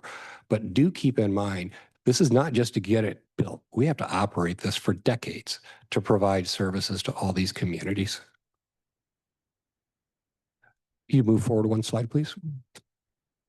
We tried to, here, as I said, we've got about 1,000 miles, 90% of it is Caltrans permits, 1 permitting agency, 57 other permitting agencies for the next 100 miles. Overall, we've got, again, let me update this, 3 permits for 4 miles at this point. Look at that middle chart. What you'll see there, the bars are the numbers of miles that of each month between now and the end of 26 that we need. We have really digitized our entire project management project. We know where every single permit is. We know every foot, how it's going to be built, bore, trench, exactly how many, some of these we've got 4 deep permissions from rights of way. What you'll see, and has been mentioned earlier, there is kind of a tsunami of need coming here in August of needing 100 miles. We're sitting at 4. And then July, August and September, we need a lot of miles of permits. Some of these take a very, very long time. Some of these permits are dozens and dozens of miles. Some are a half mile. But we know down fairly precisely, as you can see, what we need and when. So at some point in the next 60 days, the floodgates have to open, or we're going to have a different outcome on timelines. Whether that happens or not, I don't know. But what we can tell you is this is what we need to get our 1,000 miles done. We provide a little bit of context. We've been at this, kind of over 3 years now, 3.5 years. I think we were one of the first, if not the first, joint build partners, and kind of set that mold for a bunch of other folks that came in. We're glad to do that because it turned out to be a wonderful relationship. But we did go through 2.5 years of the QMAP process. We're about 90 days into then a shift to the SEPs or EPOP process, and then now less than 30 days into the third iteration on the rules. So it's gotten better each time. Can we meet what we need by August and September? I know everybody wants to ask me that. I don't have the answer. It depends on, Caltrans and the other agencies, but primarily Caltrans, on what they can get through this process and how far or how fast. We go forward one, please. The question was what has, or really what will make us successful? And I touched a bit on it. It's that spirit of partnership. It's knowing we're in this for the long haul. It's trying to align private incentives and public incentives, which don't often line up. I think we've done a pretty good job on both sides. We certainly all learned a lot. But the key thing, it is an environmental issue, some of which is state and some of which is federal. We really need these by the end of July to start kind of pouring out and the bucket to overflow. We are ready for it. All of our contractors are ready. We have the 3 largest contractors in the U.S. ready to go. We have the materials. We're ready to go when the permits hit. The one thing I'll touch on here, if we could move forward one slide, the one thing that can, these are a couple of 2 or 3 asks or suggestions, and we do provide these suggestions humbly because these are very complex legal issues. SB 156, we've talked about that quite a bit. So there's an exemption from CEQA and there's exceptions to the exemptions that pull it back in. There's 5 of those things in SB 156 that say, yes, you're exempt except for these 5 things. And that's kind of where I think we've struggled with 156. How that's interpreted across, we work with 6 of the 12 Caltrans districts, how those are interpreted, and these are very complex interpretations, how those are interpreted by each individual district has been fairly uneven. I think they could use some more guidance on when do these apply. We've had to refight battles across the 6 districts again and again. I've run large organizations. It's a communication problem of what District 2 learns. How do you make sure District 7 learns it? And so that you can kind of use that learning. It's very hard across a large organization, but that really is, it needs leadership from the top. I understand that the districts are empowered because that is the best for the safety and control of the asset. The cost of that is it's hard to move information and decisions around that were made in one district to another. I don't have the magic wand or the magic bullet for anyone here other than to say it does require at this point a lot of leadership from the top, a lot of written direction of this is exactly how we're going to, this is when we're going to allow trench and pavement. This is when we're going to allow, you don't have to go get a permit for every single handhole that's slightly different from another, which is the way it works right now. I think there are some of those things that we can work with Donna and others and the other joint builders to come up with a quick hit list of what direction we think can be given to accelerate across 12 districts. The same questions are coming up 12 different times across 9 different builders. I know Caltrans wants to do better, and they are doing better. I think we can help with some of this if we continue the communication that we've started today and have started in the past. So I really do think we need leadership from the top and a set of rules that says this is exactly how we're going to interpret these. And district, if you've got a reason not to follow that, provide them a clear path of who to go to, how to go to them, and pull it back into the requirement. The answer needs to be yes, unless somebody can prove it should be no. The reason I say that, we're out of time. The shot clock is up on all of us. It doesn't matter why we got here. This is where we are. We have 18 months to build 4,000 miles. I'm not looking backwards. I'm looking forwards. What do we do to be successful together? If we are unsuccessful, we're all going to feel unsuccessful and be seen as unsuccessful. Let's not look back. Let's not look for blame other than to learn what to not do and to do going forward. Let's go forward one slide, please. And final one thing, and I've been kind of ringing this bell for a while. As we get the permits, part of the permit is when we can build what. And this is just kind of a heads up or a bell ring for Caltrans and all of us. As you can see, we know over the next 18 months exactly what permit we need and when. When we put a permit in, we tell them exactly the date we're going to start and the date we're going to end. One of the things Caltrans knows they have to do, there's no surprise to them, and I was talking to Donna before, you've got 4,000 miles of build across this state that you're going to try to happen in 18 months and not entirely disrupt the economy. Every build is going to affect traffic. So you've got 4,000 miles. I myself am going to have 2 or 3 dozen crews out there at a time. That's just me for 1,000 miles. You have 3,000 more miles of build.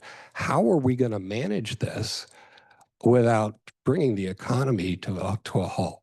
I am sure Caltrans is thinking about this.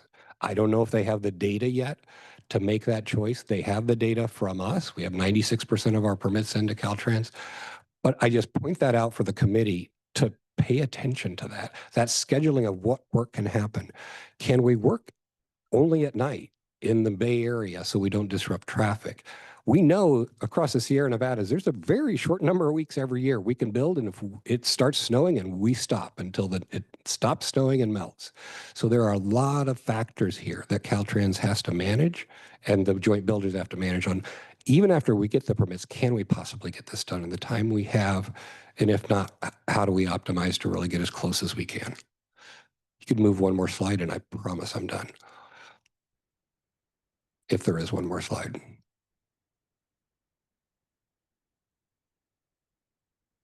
And there we are. Thankfully not. I appreciate your time. Thank you, Mr. Davis. I really appreciate, again, Arcadian's partnership. And we do have Supervisor Starkey who would like to ask a few questions. Supervisor? Thank you so much.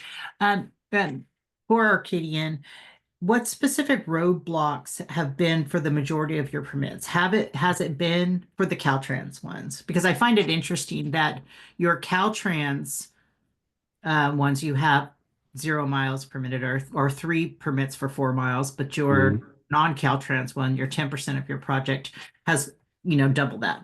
I find that interesting. But what is the common thread of why they're saying that they cannot get you these permits? Is it NEPA? Yeah, it's environmental concerns. When I built out much of North America with folks like Dave and some of my colleagues, we really didn't have NEPA back then. 20, 25 years ago, it really was not as robust. I'd say it's environmental permitting, whether it's state or federal. In California, you have state as well. That is unusual. But if there's a word for it, it's the environmental permitting. Okay, because then you also mentioned, and this is a common concern that I've heard from other partners, is that consistency between districts, how they're interpreting those CEQA specifics. So that turns my question to Caltrans. Are you working? I know that recently you have been trying to have more communication amongst the 12 districts, but are you trying to streamline that? So for someone like Arcadian that has builds in, and you said 6 different districts, yes, how they can, because they're running a business too. How are they going to be able to say, okay, it doesn't work in this district, but it works in this district? So what is Caltrans doing with regard to getting that consistency amongst all your districts? Yeah, so we are communicating with the districts often and frequently. Like we said, through the strike teams, through other communications, through our weekly meetings we're having with each district individually. We do put this written guidance in writing and send it out to the districts. I will say, I think one of the questions, and I appreciate the comment on this one from Arcadian, is it's maybe not necessarily the interpretation of where SB 156 applies, but on what type of scope of work it applies. So doing, pulling fiber through existing conduit, that's one piece. But building new infrastructure, trenching, boring new conduit under the ground, that's different. So there is continued conversations and communication happening with the districts to confirm when we're just doing handholds or we're doing pulling fiber in existing conduits. We're continuing to communicate with the districts on when certain requirements trigger. Yeah, let me build on that. Thank you for the if I may. I think at this point, again, the shot clock has run out. We have 18 months. It doesn't matter how we got here. So we may need to all be a little more flexible. Do we need to run through the 10-item checklist every single time? Or can someone down at the district exercise discretion and say, you know what, it's one handhole every quarter mile and it's a bore, which doesn't affect the surface. Is there really enough of an impact to run through NEPA? Right, or CEQA. Like, I think that's where we're at the point where some discretion, empowerment down, and to exercise some discretion on, at this late date, is there some way we can get comfortable with protecting the environment and cultural resources on such a shot clock? I do think that it just needs to be a mindset shift of start it, yes, unless no. Do we want to protect the environment and cultural resources? Absolutely. But I think that each one of these needs to look at and go, look, is there a material environmental impact or not? And if there's not, maybe there's a different path. It's something to consider. We do humbly suggest that, but we're just looking for answers here in the short time we have. And I just want to finish up with, I know Caltrans is feeling, like you're very attacked here. And that's not my intention as much as it is, how can we keep moving forward and get this done? So I really appreciate your time. And I hope my questions aren't feeling too targeted as much as it just we need to make sure that we fix what maybe has been broken and so that we can move this forward. Thank you, Supervisor. Are there any other members that have questions?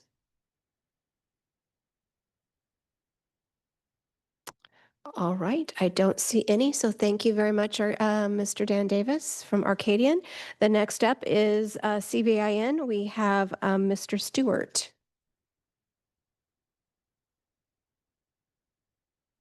Hi there. Thank you very much for having us here. I'm Mike Stewart. I'm a director at CVIN. We also go by Bass Networks. I have David Nelson, our president and CEO, with me as well. You could go to the first slide. One more. And so we were established in 1996. We hold a CPCN like the other presenters here today. We are a certificated telephone company in the state of California. We currently have about 3,000 miles of infrastructure across 28 counties in California. In 2010, we won a BTOP grant and basically built 1,400 miles across California at that time. And as part of that, 300 miles of it was in Caltrans right away. We were one of the top most successful BTOP grants recipients, creating a company that, has been very sustainable and has continued to grow and add thousands of miles to our network over the years. Next slide. So in August, we leased 2,700 miles approximately of 288 count fiber to CDT. We are strictly leasing fiber to the state. We're not a joint build partner in which the state of California will have any ownership in that infrastructure. So this is the exact infrastructure that we put in on a daily basis as a telephone company. As we went through the negotiations with CDT and had these contract discussions, we talked about how Caltrans was going to have a streamlined process and how cooperative they were going to be. We were a little skeptical. We've dealt with Caltrans before, but, we went into this, as optimistic as anyone could be. It has turned out to be a bit of a struggle. We spent 18 months, basically going through, they rolled out this QMAP process. And as part of that, they wanted right-of-way agreements and all kinds of things that are totally inappropriate for a public utility. We have the legal right to install infrastructure in the public right-of-way as part of our CPCN. And so they were putting a lot of things in the two-party agreements, the MLAs and SLA agreements that just were not appropriate for a certificated public utility. So we spent 18 months going back and forth with Caltrans, arguing those points, saying that QMAP doesn't apply, two-party agreements don't apply to us. And during that 18-month period, the reason that you're seeing the snowball of applications, since February is, as we were going through, we could not submit or we could submit, but Caltrans wouldn't review permits without a two-party agreement. That was an agreement that they were requiring.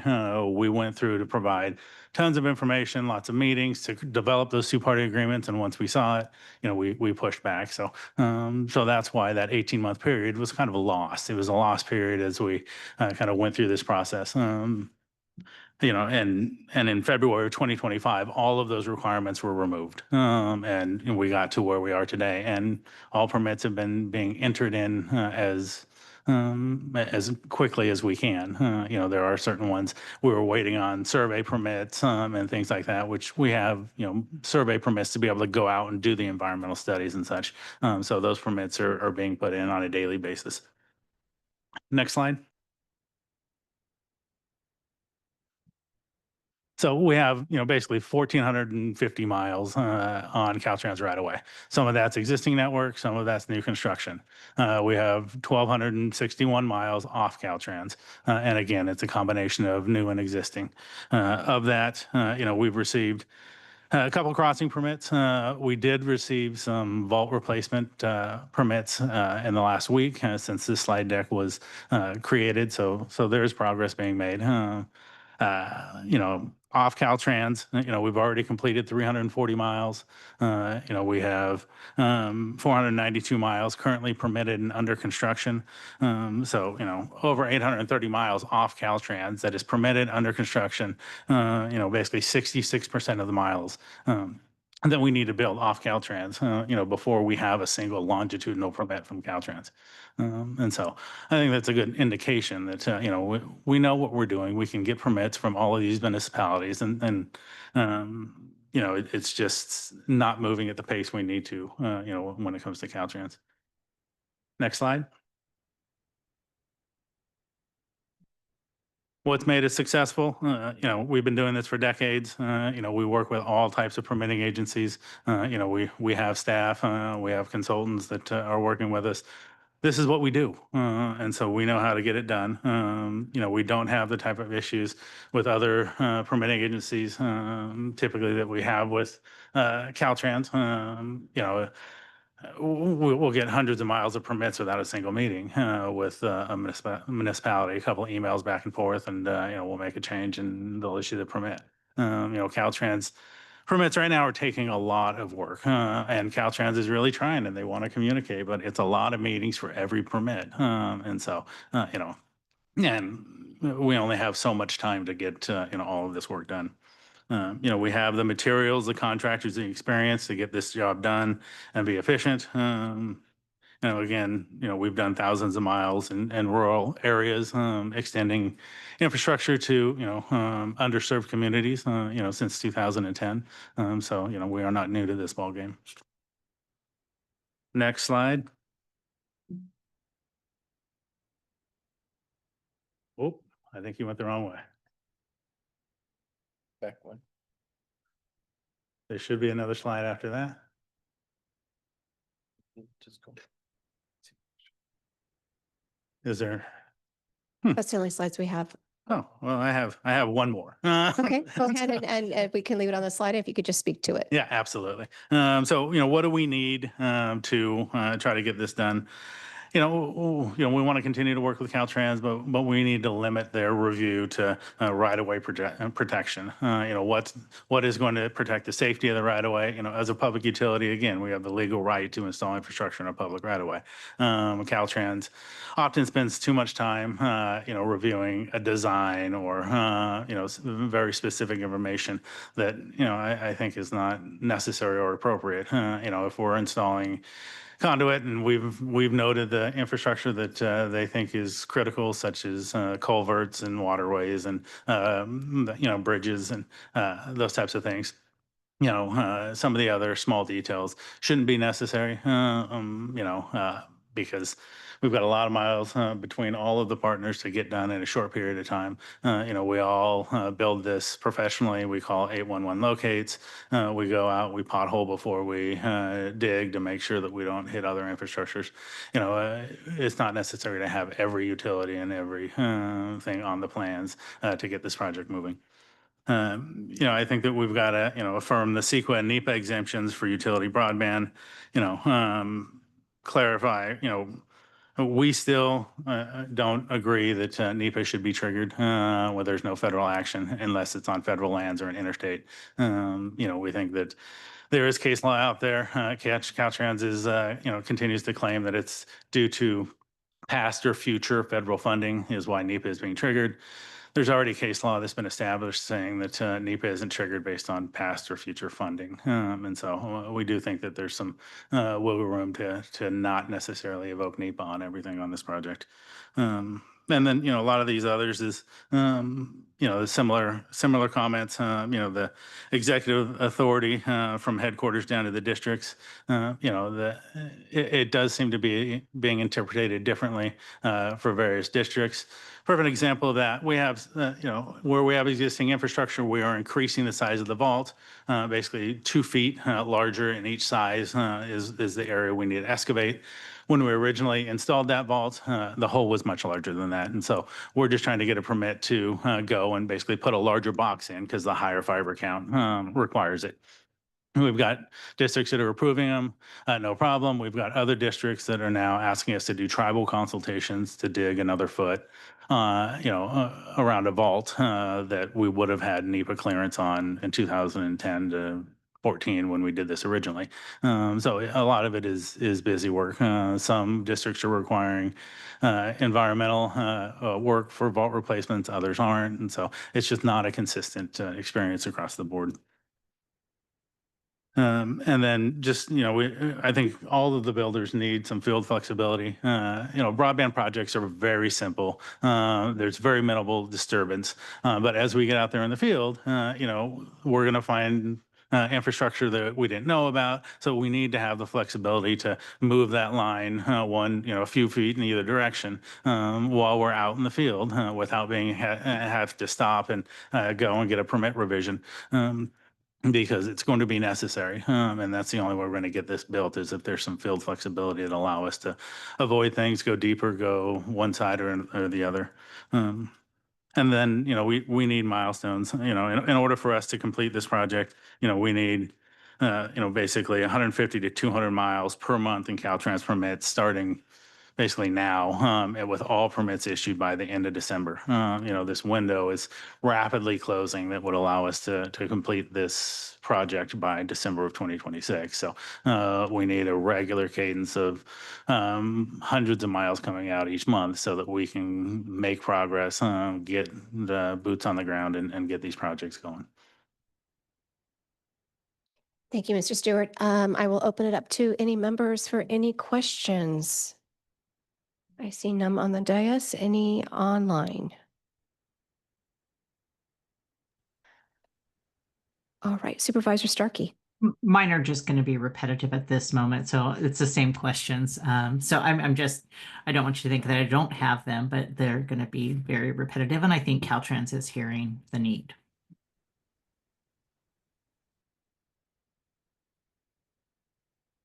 Thank you, Supervisor. Is there any other questions from any of the members? Yes. Can I just ask Secretary. one question? You mentioned something about expanding the vault by a foot or something. Mhm.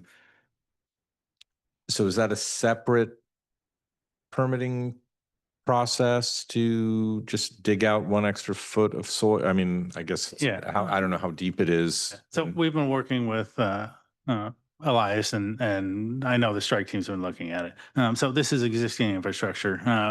We need to slightly enlarge those vaults.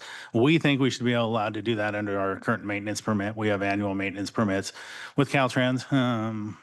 Caltrans has yet to agree that that we're allowed to do that. But this is such minor.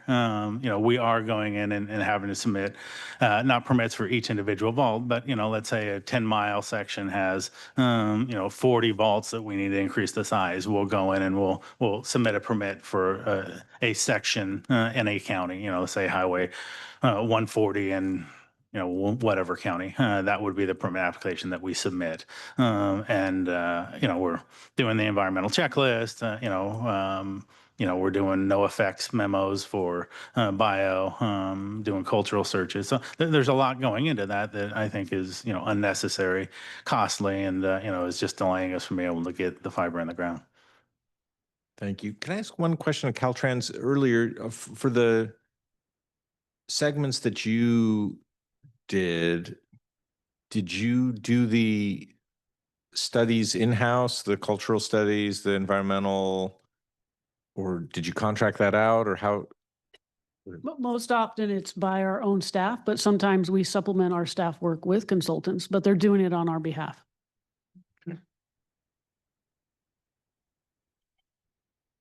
Thank you. I have a question. Mr. Stewart, I know you've been meeting with Caltrans a lot over the last few months.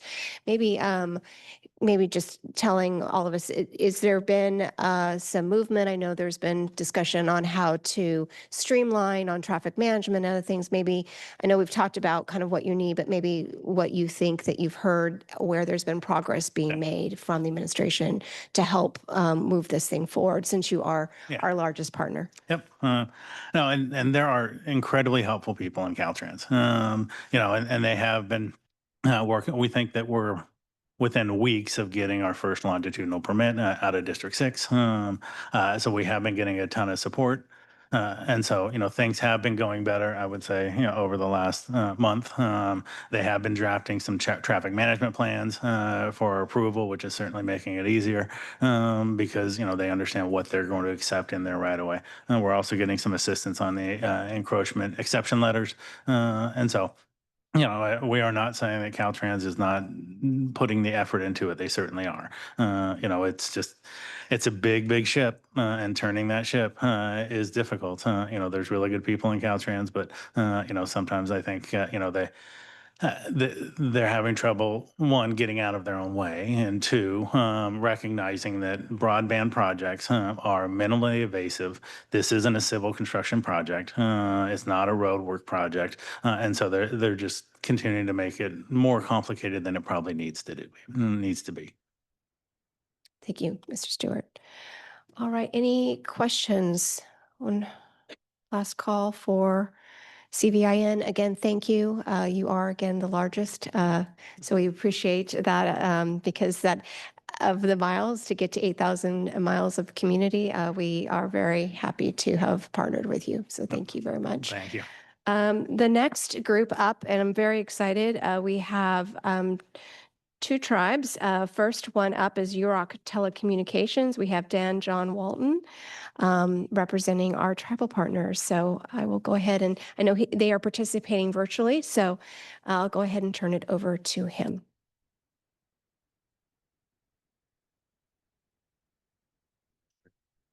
Apologies, he's actually in the room. Thank you. Normally I'm virtually, but I thought I would come down. So thank you for having me. John Walton, Chief Executive Officer of Yurok Telecommunications. I will say, as a previous civil servant, and I appreciate everyone's service, I hated PowerPoints, and I still hate PowerPoints. I did prepare one because I was requested to. I'm not a fan of reading my PowerPoints to other people, so I will assume you have looked at it or will look at it. I always like to really just talk to people based on what I'm hearing in the conversation. And following a really big partner and being a small partner, I will say that the themes are similar. So I'm just going to tell some stories because I came here, my staff warned me not to say anything negative because we just got our permit. And so they won't want me to say anything that could somehow upset that. But on the other hand, there's some significant challenges I can see the state's trying to overcome. And if you take our small project, I can only imagine for these big partners how that's magnified. So I'm going to go through my slides very quickly, probably in 2 minutes. And then I'm just going to tell you some stories and if you want to ask me some questions, but I don't think there's any surprises in anything I'm going to say. So next slide, please. Yurok Telecommunications is wholly owned by the Yurok tribe, which is located in Northern California, for those of you that aren't familiar with it. There's been some questions about industry expertise or experience. I wouldn't compare myself to some of your other telecommunications experts, but to just give you a sense, I'm a native California. I lived in this area. I have a degree in environmental science from what used to be Humboldt State University, now Cal Poly Humboldt. I spent 30 years as a CIO of City of San Francisco, City of San Jose, and San Mateo County. So I think I'm pretty familiar with public sector processes and requirements in a very sensitive political area. Having said that, next slide, please. I just want to say that we have many projects going on simultaneously. So one thing that's unique about our Arian project is if you've been to the North Coast, what they like to call the Lost Coast, is there's really nothing up there now. It's great that the submarine landing is coming into Eureka, where my house is. I'm very excited. But we're trying to do 4 projects simultaneously. So for us, the Middle Mile project is very important, and we're very proud and happy to be a partner with the state on that. But we're also doing a big NTIA project, which has lots of federal requirements. We're doing a CPUC project, and we're also just doing private contracts for other entities, some other tribal partners in the area, because we all share borders and common areas. Next slide, please. These are just 3 small maps. Like I said, it's not a big area, less than 50 miles total, what we're building for you all as part of your project. But we're proud to say it's probably a very critical connection. If you've ever been in this area, there's no other way to get north to south except along the Highway 101 corridor or up through 96. So even though our area isn't large, we feel like this is a really important project. Next slide, please. So like I said, not a typically long area, but a very challenging geologic area. And I will say this from, if you've ever been up there between the redwood trees, which we don't want to disturb, one of my jobs right out of college was mapping all the endangered species habitat. So I'm very sensitive to being sensitive to those things. And the fact that we, from our standpoint, need to start work in August. So we started the process very early. We need to get done sooner rather than later because some of our other joint projects need to get done by June of next year. So we don't have as much time as everyone else does. And again, if you've been in this area, when I say we have 12 months left to go, we probably really only have 6 or 8 if you're familiar with the weather up there and some of the things. So we're very happy we have our permit, but we do have some challenges. If we can go to the next slide, please. This is just kind of repetitive. We're just talking about some of our start dates. Next slide, please. This is a very short area, but very important. If you ever want to ask me questions about the Wichipeg area, I'm happy to answer it. It looks like a very short section, but I think some of your other presenters coming up next, Siskiyou and Hoopa, will tell you this is a very important short segment. Next slide, please. So I just want to talk about some of the facts, and you've already heard this from pretty much all the other partners. We started the permitting process about 20 months ago with DOT. So when you talk about industry standards, with all due respect to my ex-partners from the state when I was a municipal CIO, this is exactly the reason I never did any joint projects with the state. I built fiber and towers all over the Bay Area, and we intentionally avoided any routes where we needed to get state permits because we can get local permits from municipalities, counties, and cities in 6 to 8 months at the most, even when the process is very onerous. After I retired from government, I started a national telecommunications consulting firm for our tribe. We do permitting and engineering, or did before I joined Whitetail. All over the country. States like Washington, Kansas, we could pull right-of-way permits for state highways in 2 to 4 months, start to finish. So we understand California's complex. Like I said, I'm a native, so spent most of my life here, except when my dad was moving us around with the military, so kind of come and went a little bit. But it has been an onerous process. We had to do NEPA because part of our project is funded by the feds. It took us about 14 months to complete our NEPA process in this area. So I know some of the other partners are having issues with NEPA, and I can understand why, given the size and complexity of their projects. But for us, the state BOT project, to get that permit has been the hardest. And we're happy to have it now, but we're starting to run into some issues still. So next slide, please. First, I want to acknowledge the success. I do have to say, there are, like everyone has said, very dedicated District 1 DOT staff. We have arguably two permits. That's all we had to pull. So when I look at these other partners, I can't imagine the complexity they're going through.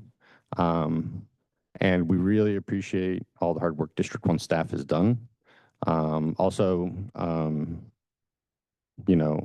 CDT has been a fantastic partner. If it wasn't for them helping us push things through the state process, we wouldn't be where we're at.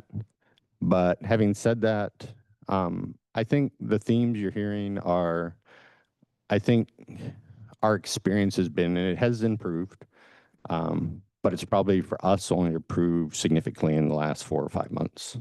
So like some of the other partners said, for us as a business that has limited funds, that are limited sometimes by grants, sometimes by contracts, time is money.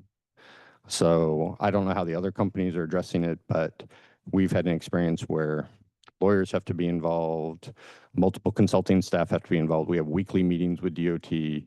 I don't hammer on people too much in meetings, but every meeting costs money for me. When I have to have staff attend it and we have meeting after meeting after meeting with no outcomes or results, that's all money. So it's time lost, it's money lost. We did have issues early on with DOT before they were better organized. We had to redesign bridge attachments 3 times because we're given 3 different standards to design to. So that was time and money for us. That was an issue that we've overcome, that we're happy to have overcome now. But we're still running into issues now. Now that we have the permit, we're being told by Caltrans staff on the ground, there's a new surveying requirement that we have to comply with. And so we've escalated the issue, but if the District 1 local staff enforce what they say is the DOT requirement for surveying, it's going to delay our project another 3 months and over $500,000. So it's those types of things that are coming up at the last minute that there's no way for us to accommodate those delays, given the time is out, really, for us. And if we go back to the state now and say another agency has imposed a new requirement that's going to cost us $500,000, we don't think the state's got the money to cover that. So I think, like all the other partners said, we're definitely at the tipping point where I think all the other partners are still trying to pull permits and start construction. We're trying to start construction. So maybe we're going to be the canary in the coal mine about what happens when you really start intensively doing construction at a fast pace. So I had some other notes, but I'm going to try to be respectful of the time and let you all answer some questions. Thank you, Mr. Walton. Thank you for bringing your prior service, silver service, and thank you for also helping put context into what the tribal partners who have been very valuable have gone through, and congratulations on getting your permit. I want to open it up for questions for any of the members. Do I see any online? All right, Secretary Maduros. Not a question, but I just want to echo the thanks for your presentation and providing some context for what can otherwise be charts and other things. It's helpful to hear the real life experience of particularly a tribal entity trying to navigate this. So thank you. Pleasure. Thank you, Secretary. Any other questions? All right, I see none. I will appreciate, I grew up in Mendocino County, Willits, California. So not quite all the way up to Crescent City, but do know the area, love the redwoods, and have driven those roads many times. So I do appreciate you bringing broadband to those areas. So thank you. Thank you. All right. Can I just add one thing? Yes, Supervisor Starkey. Yes, sorry. I'm thrilled. I'm in Del Norte County, and so I'm so thrilled that this is coming up in our way. And I went through Oric recently, and I've seen the supplies starting to stack there. So we do appreciate the work that you're about to accomplish. Thank you. Yeah, we're very excited. That's where our headquarters is going to be. When you see the vacant plot across from all the fiber piled up in work, that's our new headquarters. So we're very excited to kind of bring both the technology and revitalize the economy in that area. Thank you. Thank you.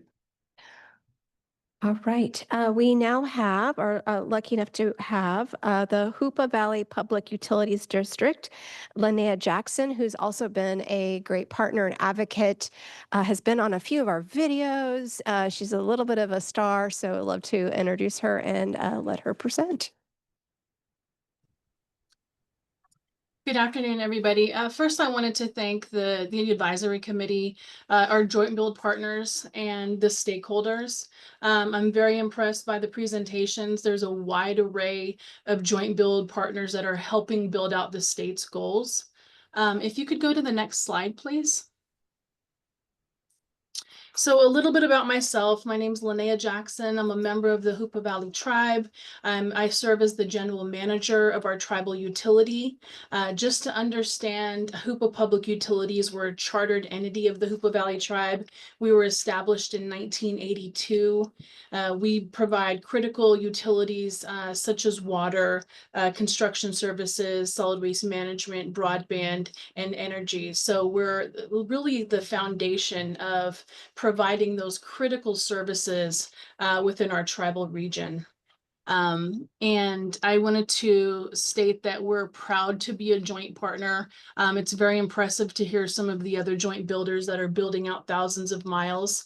And just like my colleague at Whitetail, Mr. Walton, said that even though we have a small build, it is absolutely a critical part of the state that has had a lack of investment due to the rural nature, due to the smaller population where there's maybe less of a return of investment. But this is absolutely a critical piece to the state's infrastructure and the ring that we're serving. Next slide, please. A little bit about our build. It's approximately just under 23 miles. It starts at the beginning of Willow Creek, which is the juncture of Highway 299 and 96. We're building along State Highway 96 to the Yurok border, again, which is approximately 23 miles. A little of these pictures, you can see that we have sometimes a rock cliff face on one side and a steep incline to the river on the next. So we have a challenging build from a topography and geology standpoint. So although we have a smaller build, there's a lot of challenges that come with that. We were the first tribe to enter into a joint build agreement with CDT, and that was executed in August of 23. Throughout the process, it's hard going first, right? Because you talk about those challenges. I know the state had an ambitious goal ultimately to build out 10,000 and now 8,000 miles. But with starting at the very beginning, it was almost like the process was being developed as we went along. It took another almost a year to enter into that two-party agreement with Caltrans. So we executed joint build in August of 23, and in June of 24, we then executed the two-party agreement, which that process has now been rescinded. So I wanted to talk a little bit about that, and we'll go to the next slide if you would. So if you're looking at a small and mighty team, you're looking at those legal resources that are needed. You're looking at your technical partners, your design build. So to have a process in place with QMAP and then to get the joint build guidance later after the agreement was executed, you're constantly moving the end goal, which allows us and requires us to have to pivot through those processes. So it was like an ever-changing process of what the requirement would actually be. So that again is a investment of resources, investment of time and legal review, project management status. And so we are doing our best to meet what those requirements are set forth. But throughout this whole processes, those have changed, and that's creating that created an issue. We're now within the SEPS process, so that canceled the two-party agreement. It canceled some of the other requirements, with the engineering status.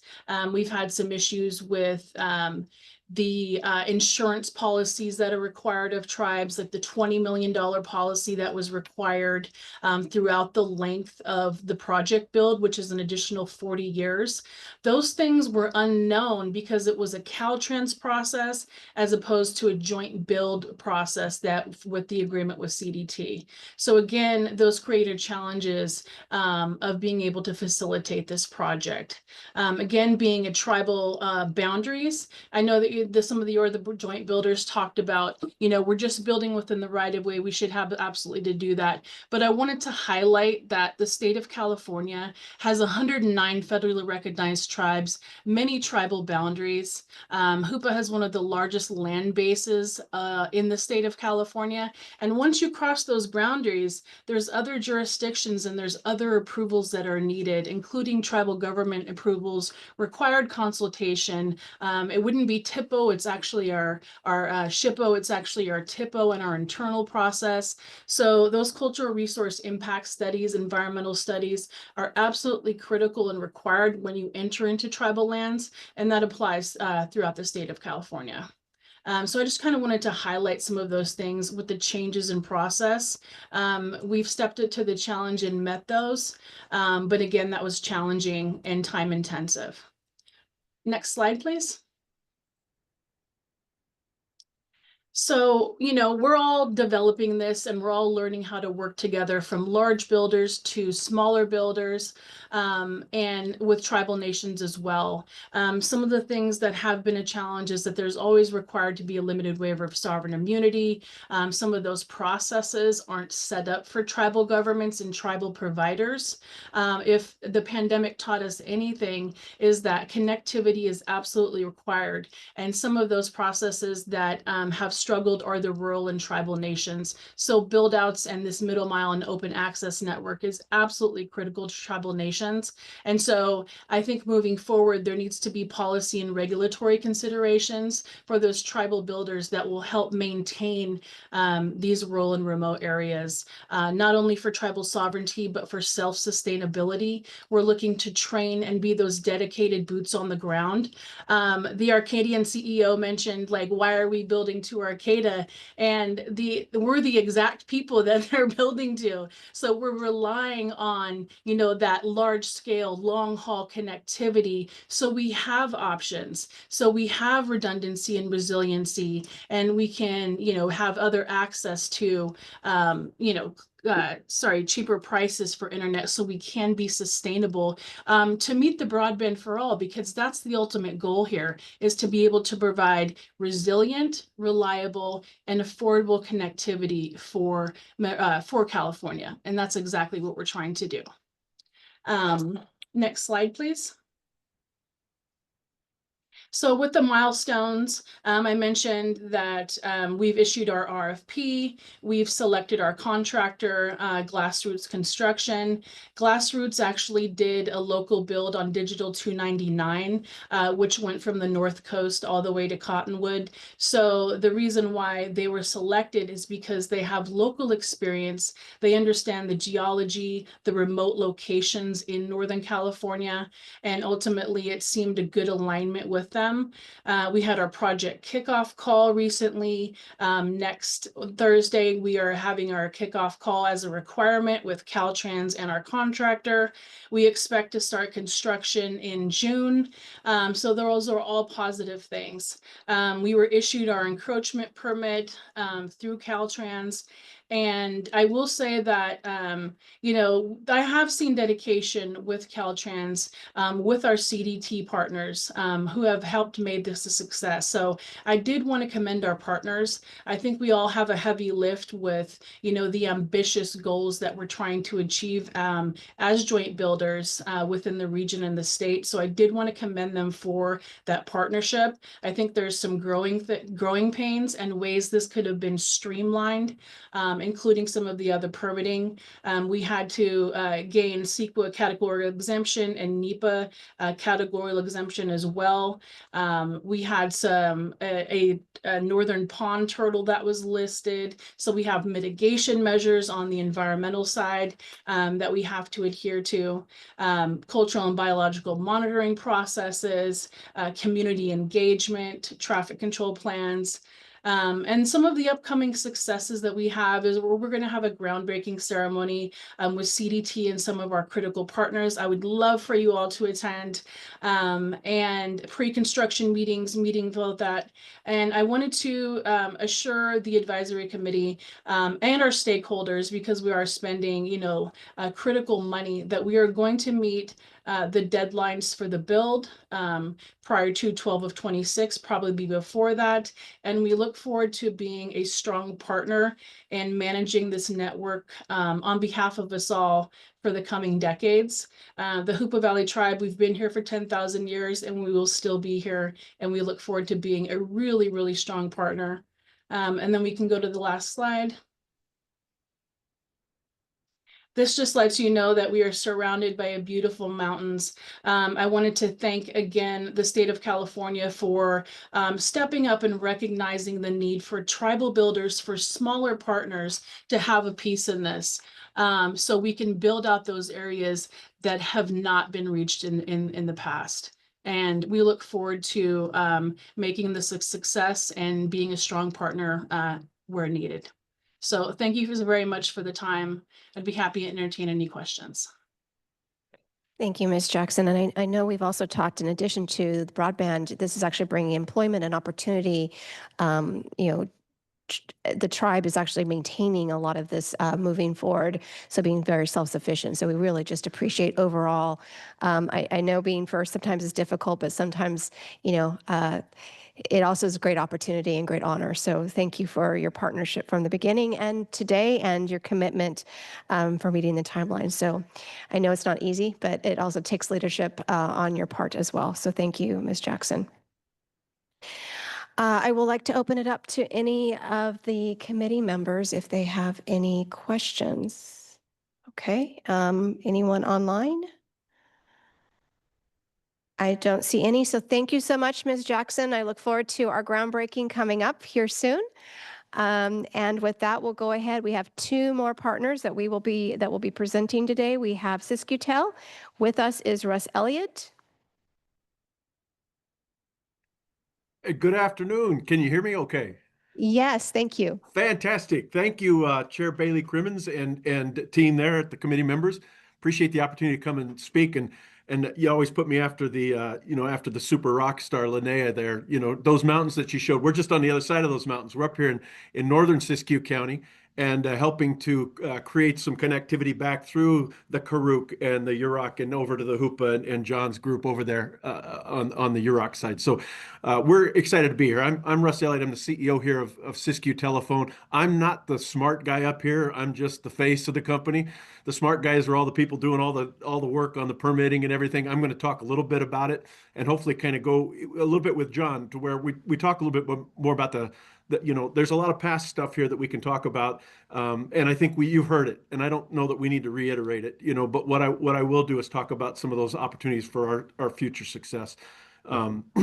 I come to the state. I've only been here about 4 years as the CEO of this company, but I come from the background of public policy as well. I stood up the broadband offices for Governor Inslee in the state of Washington. I stood up the broadband office for the state of Wyoming for Governor Gordon there. So I've had some public policy side, and before that, I was a CLEC guy for about 20 years in early 90s, and through 2000 had my own CLEC and sold that. So have some experience there on the CLEC side.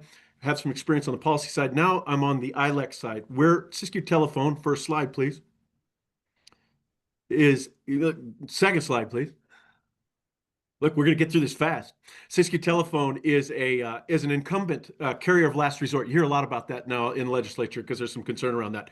We're not running away from carrier of last resort. We're actually leaning into it. We love serving the people that we serve up here in very rural western Siskiyou County. 2,400 square miles, 7 exchanges that we have up here. There's only 4 people per square mile, so equivalent to Alaska. As far as its frontier status and how we have to, build networks over that. We've been doing this for 130 years. We're pretty good at it. And we want to brag about the success, that a lot of our success is because of our partnership with Caltrans. because of our partnership with the federal agencies, because of our partnerships with the tribes, because of the partnerships that we create up here and the efficiencies we brought to this. And we build network, and we do it really, really well. As a matter of fact, you're not going to find another incumbent in this state that's as fiber to the home built out as Siskiyou Telephone. We're over 83% fiber to the home in our 7 serving territories. That includes a territory with no commercial power. They have fiber to the home, and we provide all the services to those folks. So we've done the heavy lifting up here, and we love it, and we want to continue to do it. And to Linnea's comment around local investment, a company like ours is critical to this area because it is putting local people to work. It is bringing jobs. It is bringing opportunity. It's bringing economic development. And it's so critical that we can't forget that as we start to talk on a national level about being technologically agnostic and handing money over to multinational corporations. Don't forget the local investments and what that does for the local communities and the givebacks that they give to schools and libraries and scholarships and community events and all those things. I wasn't going to talk about that, but the opportunity to talk about it, I think, is now that you are investing. And so this MMBI, it was easy for me. As a matter of fact, I'm going to brag. I think I was first. Now, I know there's been some conversation about other people being first, but my conversation started with Eric Hunsaker back in 2021 around being a partner, because when I got here, I thought that's critical. States need to work with incumbent providers because it's going to be key for these rural areas that otherwise don't have any kind of real return on investment. So we have to have those conversations. So I came to the table. Eric and I had great conversation at Golden State Network. We continue those conversations, and we inked a deal early on in 22. So we've had this deal in place. We've started the engineering. I've got great partners. Let's go to the next slide. So I don't get too, I want to go through this pretty quick. Currently, our MMBI project is 163 total miles, of which 90 of it are on the Caltrans right-of-way, 73 of it are off the Caltrans right-of-way. We have no miles complete yet, but don't be alarmed. Because much of this 76 of the miles are in our existing infrastructure. That was a beautiful nature of the partnership. We've built in a lot of these rural areas. This is not easy building up here. This is some state highways. This is county roads. This is city streets. This is mountain roads. This is single lane mountain roads. And this is boring through mountains on single lane mountain roads, right? With the cliffs falling off into the ocean, like Linnea showed you. There was rocks on one side, cliffs on the other. So this is not for the faint of heart, but we do it, and we do it really, really well. And we have been doing it really well with a good partnership that we have with Caltrans and our federal and state and local partners. So we have 76 miles built. We finally got that permitted just recently. And I'm proud to say that of that existing miles, we're just pulling some 288 count fiber and some conduit through there. We're ready to rock and roll. We finally got a permit on that. Now, it's taken a little while. I'm not going to go back on all why and what and how that happened. It took us a long time to get Caltrans to the table, so I'll reiterate that. We had to give them a deposit of $500,000 to get them to come and even have a conversation with us to start the joint build discussion. So it has taken us a long time, but I will tell you the tide has turned, and I don't know if it's a lot of the pressure that's coming from this type of effort right now, but the tide has turned, and we are getting a lot of collaboration, a lot of conversation with Caltrans right now, and we're feeling some success. So we are feeling our opportunity to start moving that forward. Of the 76 miles that's pre-existing, we'll have that done by October. So I feel good. Half our project should be done by October. That's a win. Hard part's still left to do, right? We've got all the new construction to do. We've got a big challenge in our new construction with regard to some of the things and some of the other partners. I'll get to that in a minute. Next slide, please. Benefits. Is that us? I don't think that's me. That was a slide that was for CVIN. There, So. there we go. Hey, there's a CVIN slide. Here's some success factors right now. We did get an approval finally May 6th to do work in our existing right of way, and as you've heard from others, as an already a CPCN company that has existing rights of way within the right of ways because we're a utility. We had to wrestle with this one a little bit more than I thought we would. We have an existing right of way. We have an agreement. They said because we're pulling new conduit through and new fiber for somebody else, it's got to go through a whole nother permitting process. Whereas if we were just doing it for ourselves, there'd have been no permit. But I think we finally got past that. That took a few months to get past that. And so they're now allowing us to just pull that through in our existing agreement. Now, if we have to penetrate the ground because there's been maybe a fault in the conduit, which we don't anticipate, but we'll have to go through another environmental phase for each one of those if we have to do that. So that might create some challenges. Our contractor's been chosen for this. The work is to begin, and again, I said it'll end in October. We have great partners. Bonfires, our engineering, it's a group out of Colorado. Stantec Environmental, doing a lot of environmental. They do all the environmental up here for Caltrans anyway. They're doing work for us right now. North Sky Builders are going to be doing some work for us, and there's just been a lot of other contractors come to the table and said, hey, we're interested when it's time. You know, we'd like to do it, but we can't get those bids out until we have all the final approvals. So we're working on that. We've got I want to just reiterate it. We have a community tie and we have a proven track record of building network. Decades of it up here, and we do it really, really well. Next slide, please.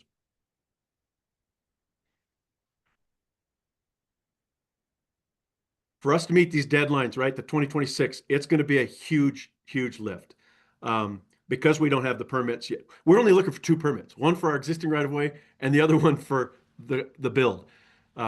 We're in some challenges right now with regard to 1.8 miles of our existing 90 mile build. It goes through a little section of BLM, and BLM is requiring what is called a full environmental assessment, and thus is kind of kicking into, we can't play in the categorical exclusion for the environmental assessment.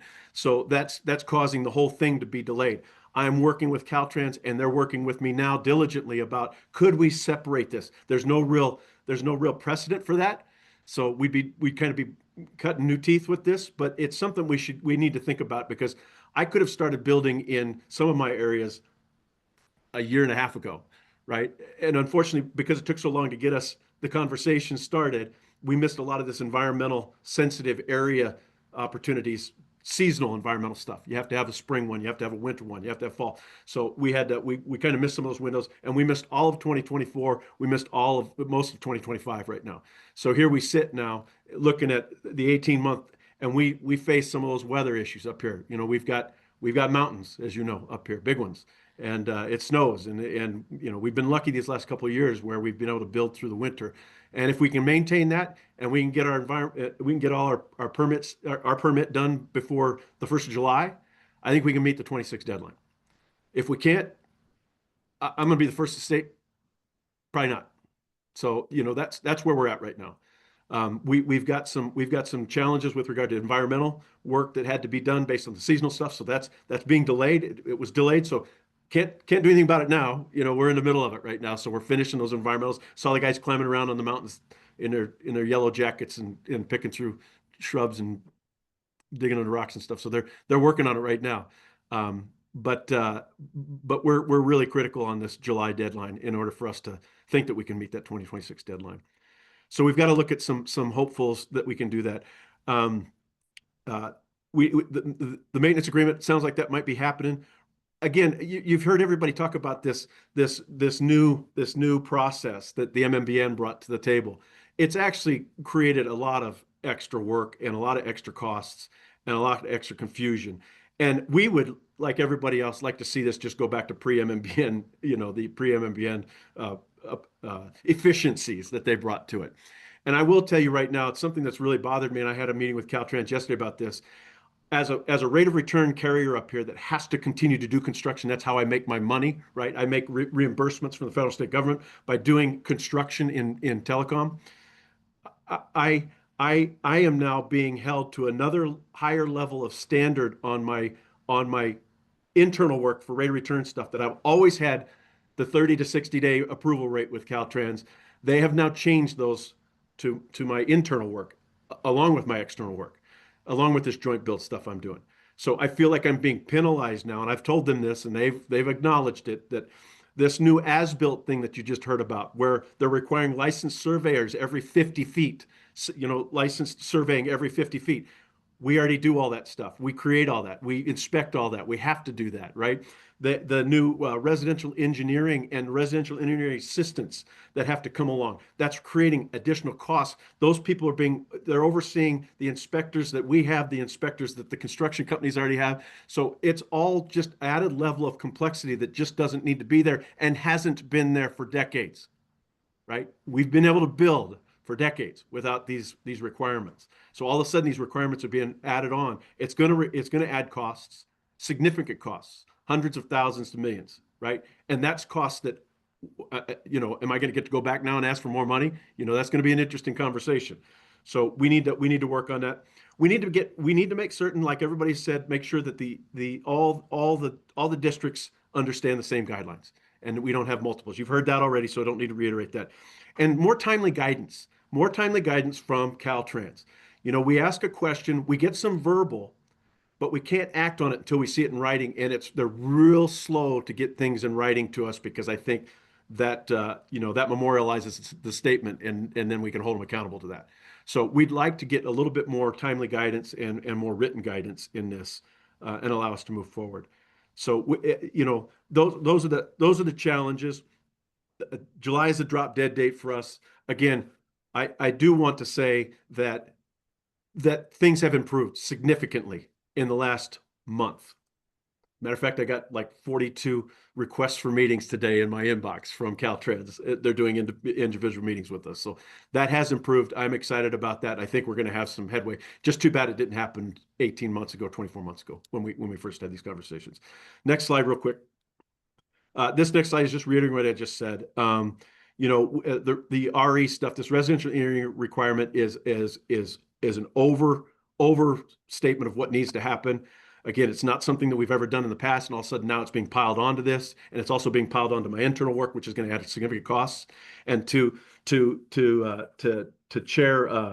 Chair Bailey Crimmins' initial conversation around, broadband for all is the goal, right? We're getting there. We're 85% there, right? I want to finish the mission up here, and I need some partnership to make that happen. It's not getting any cheaper, especially as I go out further and further. So it's going to be more expensive. And for Caltrans to say it's going to be $150,000 a mile before I put a shovel in the ground, I think is exorbitant. So I'd like to have some more conversations. And again, like I said, in the last 2 weeks, those conversations have been more positive, and they have been in the vein of potential partnership. So, we'll wait to see how that all plays out. And I'd love to follow up with you guys all later after we've had some time to do this. So I think that's pretty much everything. I don't want to go into the next slide is more non-recoverable project delays. That's just all the stuff I was talking about with regard to, I think everybody else has kind of talked about this. We've had challenges getting started. I don't need to beat that one up. So just saying, the guy said there's a tsunami coming, and if we can get to that tsunami sooner than later and address it, I think we're going to have some success. If not, I think you're going to be facing some extensions and some need, and especially in areas like ours that we really don't have 18 months. If the weather comes and Mother Nature rears her head, we may have 10 months, we may have 12 months, and without a permit, right now, it shrinks every day. So it is a very timely conversation. So that's it for me. I think I've touched everything I need to touch on, and then probably more than that. So I just appreciate you guys taking time, allowing me to come in and share. And I'm sorry I wasn't there in person. I love doing these things in person. So apologize for not being there. Mr. Elliott, thank you very much. I really appreciate the presentation. Love it to open it up to any members to see if they have any questions. I see none at the dais. Any online? I see none online. Thank you so much, Mr. Elliott. Look forward to continuing to make progress on the miles that you have permitted, and hopefully we'll get permits on very soon. Thank you very much. All right, our last but not least are our LA partners. We have many different types of partners, but this is one of our government-to-government partners. Very excited. We have Mr. Dan Corselli, who will be presenting on the LA Bureau of City Lighting. This has been a big partnership, and we just love to hear about how you're making progress on behalf of your community. Thank you so much. Yeah, this slide says Clinton Tsuri. Clinton couldn't be here today. Thanks. I'm Dan Caraselli. Appreciate you including us in this committee today. Thank you, committee members. I'm representing the Los Angeles City Bureau of Street Lighting. We have the smallest joint build project that before you today. So I'll try to be quick. We are constructing in a partnership with the state, as I said, a joint build. This segment that's highlighted here, the 110 corridor through South Los Angeles. This is all entirely within the city of Los Angeles. This was a segment that was originally pushed for and advocated on behalf of by many different elected officials in Los Angeles and Los Angeles County, because it passes through the highest, one of the highest concentrations of disconnected and underconnected households in the state. So we're very excited about the Middle Mile Network project and what it can bring to the state. And we're especially excited that we are constructing this segment on behalf of the project. So next slide, if you will. So we're the City of LA Bureau of Street Lighting. We're not quite 130 years old or 10,000 years old. We are 100 years old this year. 2025 is our centennial. And we have been digging conduit for that 100 years. And so, you know, there's this question of always comes up about why is the Bureau of Street Lighting in this? We are obviously not a telecom provider, but we are, you know, everybody likes to talk about our lights, and we love our lights. But really the core business of our operations is maintaining and digging underground conduit, which we're doing for 100 years. And all of the streetlights in Los Angeles are underground electrical. I should say all of the Bureau of Street Lighting controlled streetlights are underground conduit. So pivoting to fiber conduit has been a very relatively simple operation change. We are also bringing on many different, you know, attending operations such as splicing. We are also running our own Wi-Fi pilots and things like that. So we're building up our capabilities to do this kind of work. We have 200,000 streetlight poles, which have been the predominant co-location location for 5G rollout throughout Los Angeles. So we have had a close connection with telecommunications for the past couple decades. But again, as I said, we also have that 9,000 miles of underground electrical conduit. So we aren't, just to be clear, with this project, we're not repurposing electrical conduit. That electrical conduit throughout the city is about 2 inches. We are putting in brand new 4-inch HDPE, which is high density polyurethane conduit in the ground. Within the Bureau's, the Department of Public Works' right-of-way, reserved right-of-way in the sidewalk. Next slide. So yeah, just 100 years, but 2 years in the fiber optics underground conduit business. On the left, you see, you know, our conduit operations 100 years ago. I think that's even a little further than 100 years ago. One of the agencies that became this Bureau of Street Lighting. And then on the right is our current longitudinal boring machines that we use for this work. Next slide.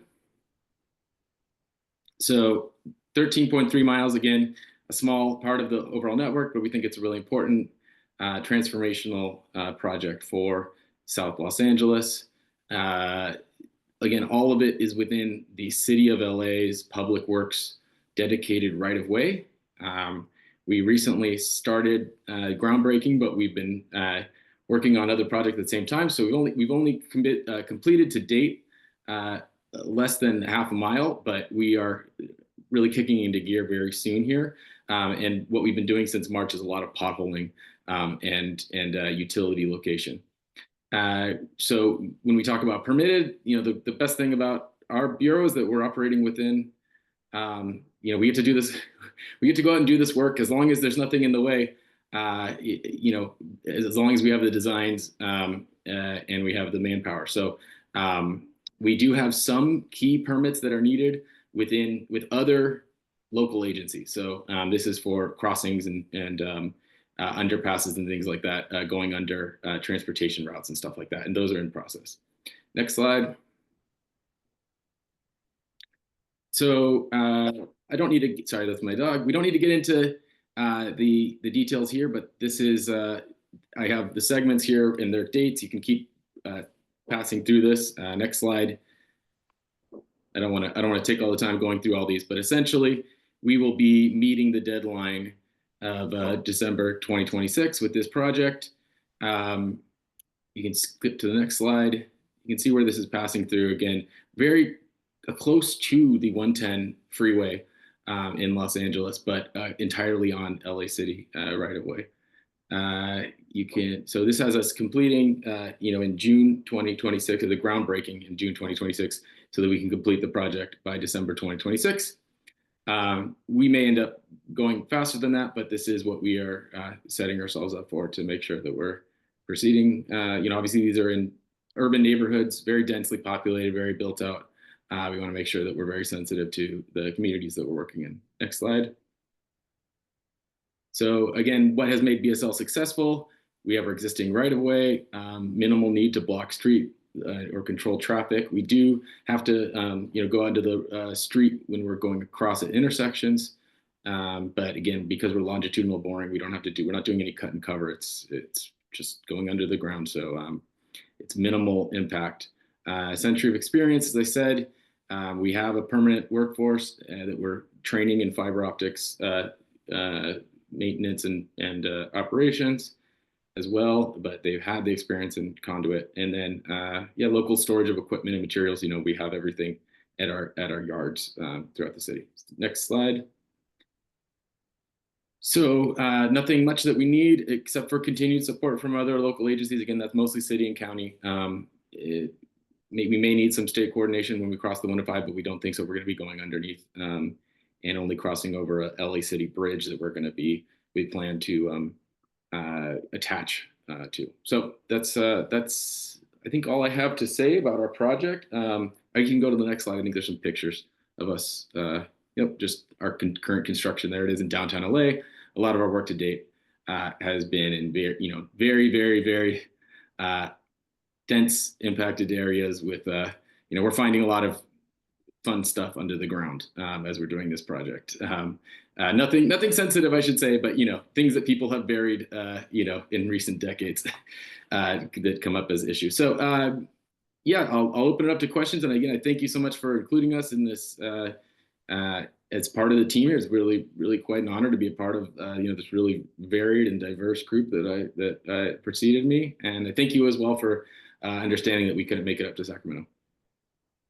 Well, thank you, Mr. Caroselli. And I do remember being in your conference room and talking about this wonderful project. And it is great to see timelines and things happening for LA.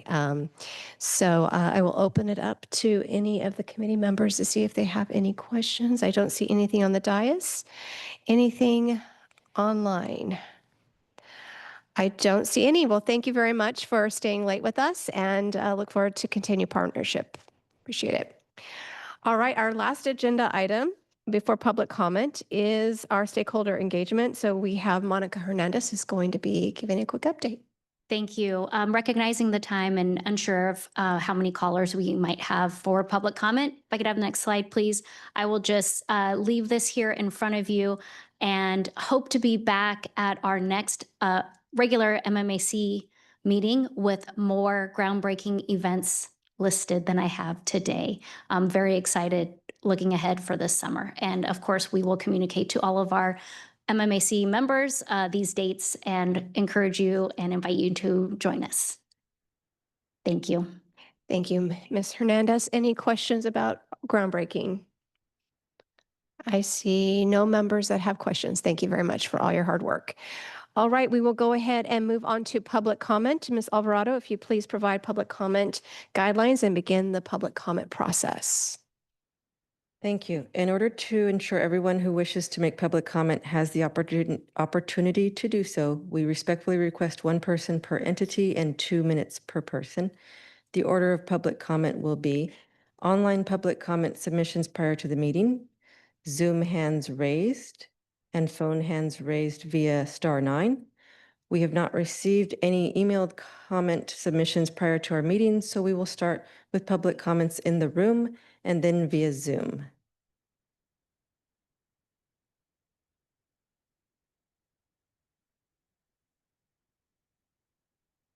Seeing no one coming up to our podium, we will turn to public comments on Zoom.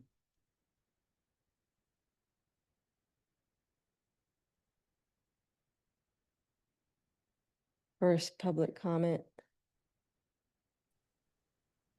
is from Ben Hewlett. Please go ahead. Yeah, what is going to be the outcome of this meeting? Is there going to be some sort of revised plan or mandate or suggested streamlining process sent to Caltrans? And when do you think that will happen? Will that happen? What's going to be the outcome of this?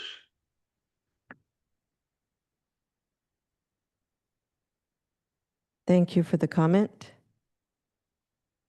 Next public comment is from Mike Gelati. Hi, good afternoon. Thank you for the hearing. I wish I had known about this hearing previously. I would have spoken earlier to the points I'm going to bring up. I represent July Brothers. We're a 111-year-old company that has 300 union workers in Northern California, and we partnered for Caltrans projects for over 50 years. What has happened with this broadband internet initiative so far is a disgrace. I don't know if you know, but CDT has canceled several $1 billion of contracts with local contractors. GBI was a low bidder on a $436 million contract in January of 23. It was to build out the program in 3 years. It was a big lift for us and our joint venture partner, St. Francis Electric, basically $145 million a year. We added personnel, we invested in equipment, we spent thousands of hours of helping with design, and we stopped bidding work so we had enough capacity. Every couple months, I was begging Mark Malone and CDT to get us work, get us jobs. 2 years later, and not one work order issued, CDT used a loophole to back out of their contract. This is the very definition of bid shopping and is illegal. Worse, I'm hearing today that CDT was entering into agreements with RFI2 or Squared with contractors for the same work we were still already under contract with. And all this discussion about Caltrans and the issues with permits, all I can tell you as a contractor is you can't get permits for work if you don't know who is doing the work and what you're building. This CDT wasted 2 years with 0 fiber installed while they played this bait and switch game. I'll tell you, I found CDT to be completely disorganized, completely lacking of transparency, and not acting in good faith. Now your program is 2.5 years behind. You now have out-of-state communication companies installing instead of local contractors with local employees, and they're probably not union partners like they should be. They don't have experience in Caltrans highway right-of-way, and they're jeopardizing the safety, most likely, of the traveling public. And if you think there's any way this program will be delivered by 2026, based on my experience, I think you're sadly mistaken. But more importantly, how is CDT and all of you as public officials going to be fair and reasonable for canceling our $436 million contract because you, CDT, later found a cheaper way to build the work? Thank you.